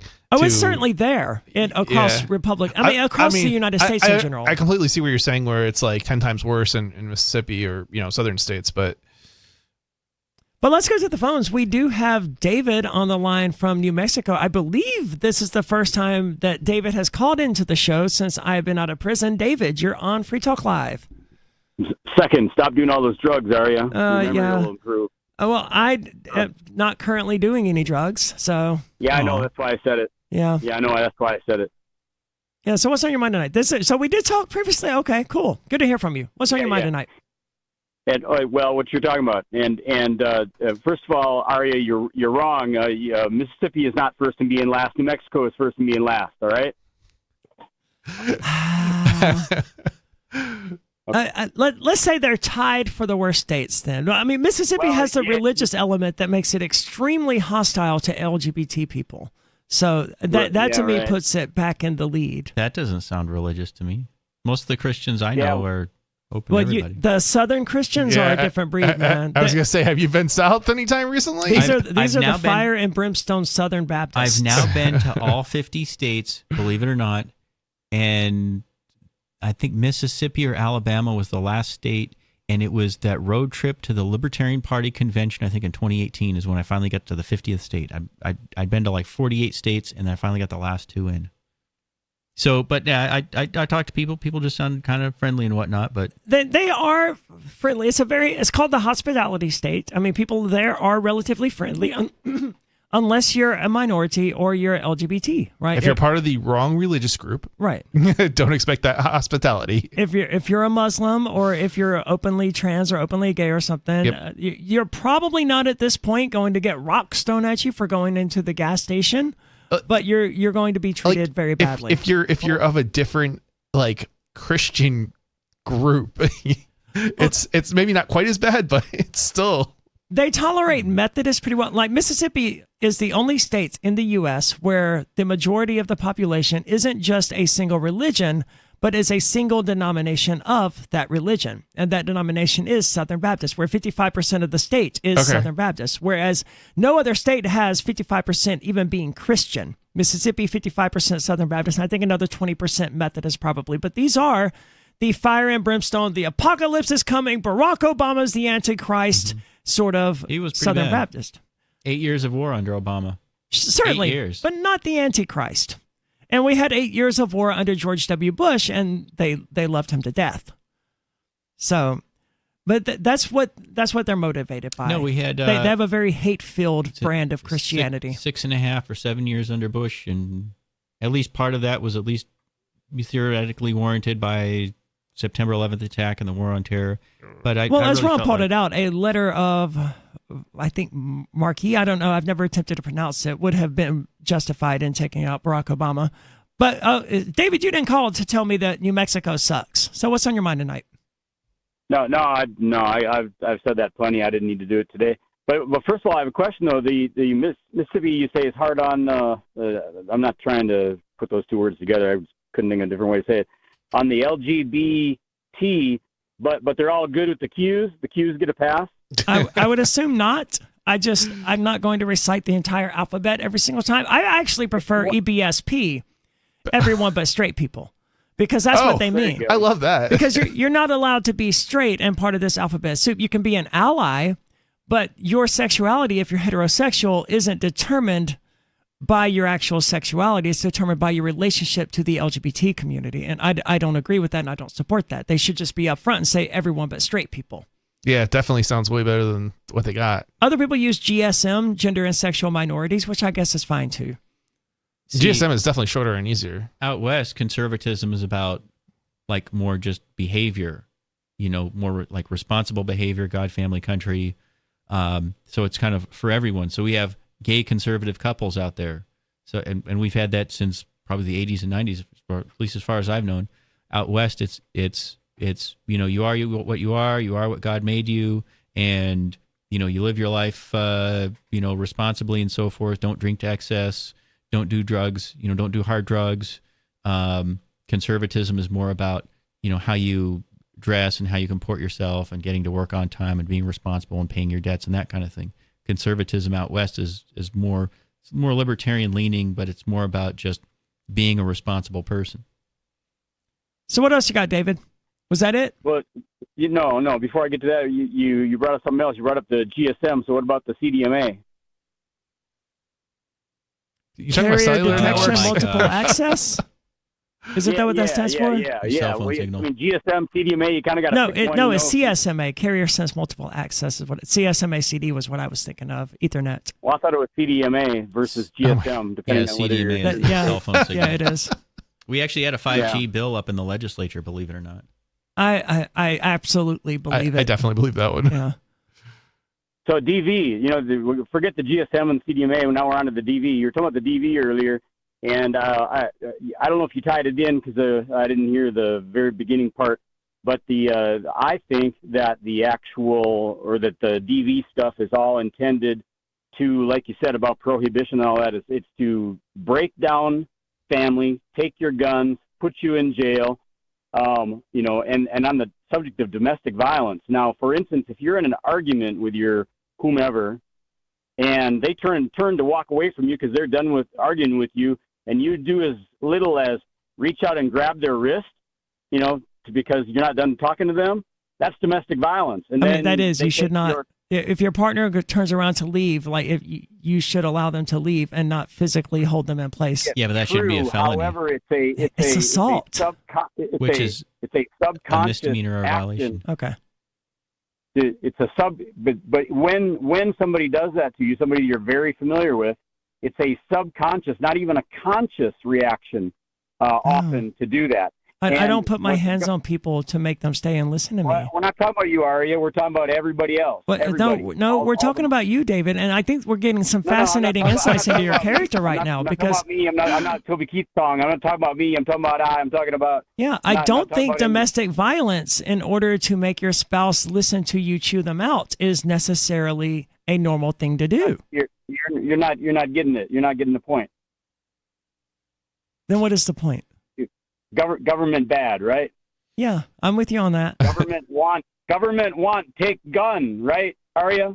Yeah, and New Hampshire actually has some of the worst red flag laws in the United States. It turns out, where red flag laws. If someone's they're bad. Is that like a communist gay dude? No, it's worse than that. If someone can take out a restraining order against you, even though you've done nothing, and if they check off that little box that they don't want you to be able to have guns, the judge can just say, all right, take their guns away. No due process. Just select a person at random, take out a restraining order on them, and there's a decent chance they could lose their gun rights. Let me tell you, I was in court. I thought that was already the case here in New Hampshire. Because when Bonnie filed a restraining order like that was already on there. And she did not check the box, but the judge took the guy's gun rights anyway. So it's not a red flag law. It's I believe it's a... It's still bad. To do this. It's a property restraining order, and then they can't be on the property, and then it does affect your gun rights in some way. I've forgotten when this debate came through. Yeah, it turned out we were concerned about due process and making sure that you're not having your constitutional rights taken away just because somebody goes in and fills out a form without you being able to even respond to it. That seems to be already the case, though, because it's happened. I think Bonnie took out a restraining order against a guy who was stalking her. But I think there's at least a hearing on it, if I'm not mistaken. I don't know. If it's, there was definitely some sort of trial hearing as regarding Bunny's case. I think he lost his gun rights prior to that. Yeah, but there's a restraining order like on domestic violence, and then there's property restraining order. So they're two different categories. So you're right. Either way, it's a violation of a person's rights, whatever category it falls under. I've seen both. I saw that trial or that hearing, as well as another one that was, I think, domestic probably, whereas this one, Bonnie's, was not domestic. Anything else, David? Yeah. Here's another scenario that maybe you just spoke of, that restraining orders can be on the criminal side of things, can be on the civil side of things. Mm-hmm. So, for instance, in a divorce proceeding, judge will issue an order. I mean, very common. You don't contact her, and you don't contact him. Mutual order of no contact. Mm-hmm. Judge's order. It's civil. There's no crime. No police have been involved. And then here's how you do it. Let's make it fun by telling you what you can do instead of what you shouldn't do.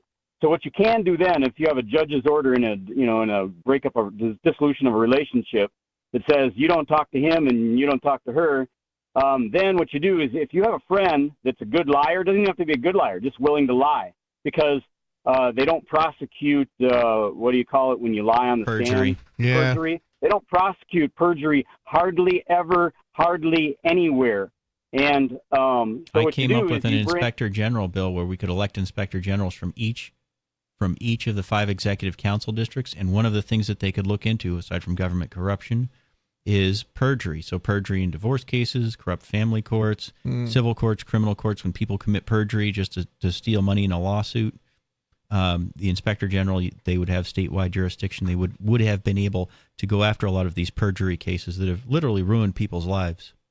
Right. Well, get this, perjury, okay? So civil proceeding, not a criminal. In a divorce, a judge issues an order that says you don't talk to him, you don't talk to her, and then if you're the dude or the dudette and you have a friend that you can bring into the courtroom, and you don't have to serve notice you just bring them to any old hearing, your next hearing in your divorce, you don't have to give the other party notice you're bringing this witness, and then in the actual hearing you say, "Oh, judge, we're filing an order for a petition for restraining order because he violated the judge's no contact order." And the judge says, "Oh, really? Tell me about that." "Oh, and we have a witness here." And the witness comes up on the witness stand and says, "Yeah, I saw him drive by her house on this day, and there was the judge's order of no contact in effect, and so that's an act of domestic violence in the state of New Mexico." And the judge says, "You didn't bring any liar witnesses, Mr. Olson, and therefore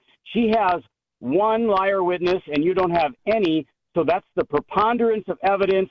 I find that an act of domestic violence has occurred. Give me your guns." Mm-hmm.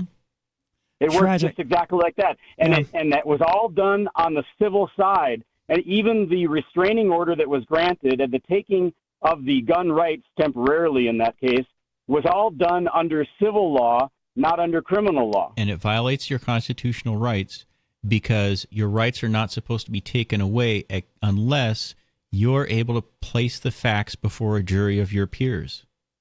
Thank you so much for the call tonight, David. And actually an entertaining call that got into a lot of really good topics, or at least one really good topic.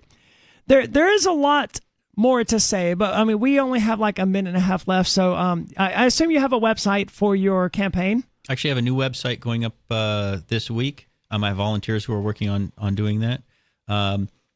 If people want to donate to my campaign by PayPal, it's abramson.albert@gmail.com. You can also mail a check or money order to my campaign, Max Abramson for Congress. That's at 15 Jostin Drive, Merrimack, New Hampshire, 03054. If you what I'll be spending money on mostly are things like radio ads because they're most cost effective, and promoting liberty, making the case for ending the war on drugs, making the case for bringing the troops home, making the case for protecting all your constitutional rights, and getting things back down to the local level, and most importantly, getting term limits passed. So will you have all of this information on your website? It will be on my website. It's also at my Facebook page, which is just Rep.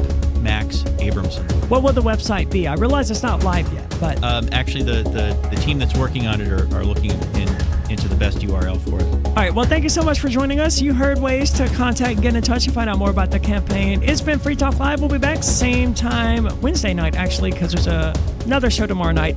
It's Free Talk Live. Everything you're already doing still isn't enough? I'm Holland Cook with Inflation Hacks.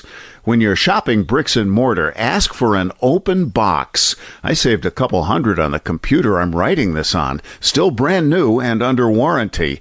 Shopping online? Before you check out that cart, open a separate browser and Google promo codes for the company you're shopping. And if you're a member, try AAA or AARP. Shopping for services? On vacation, I flossed off a crime.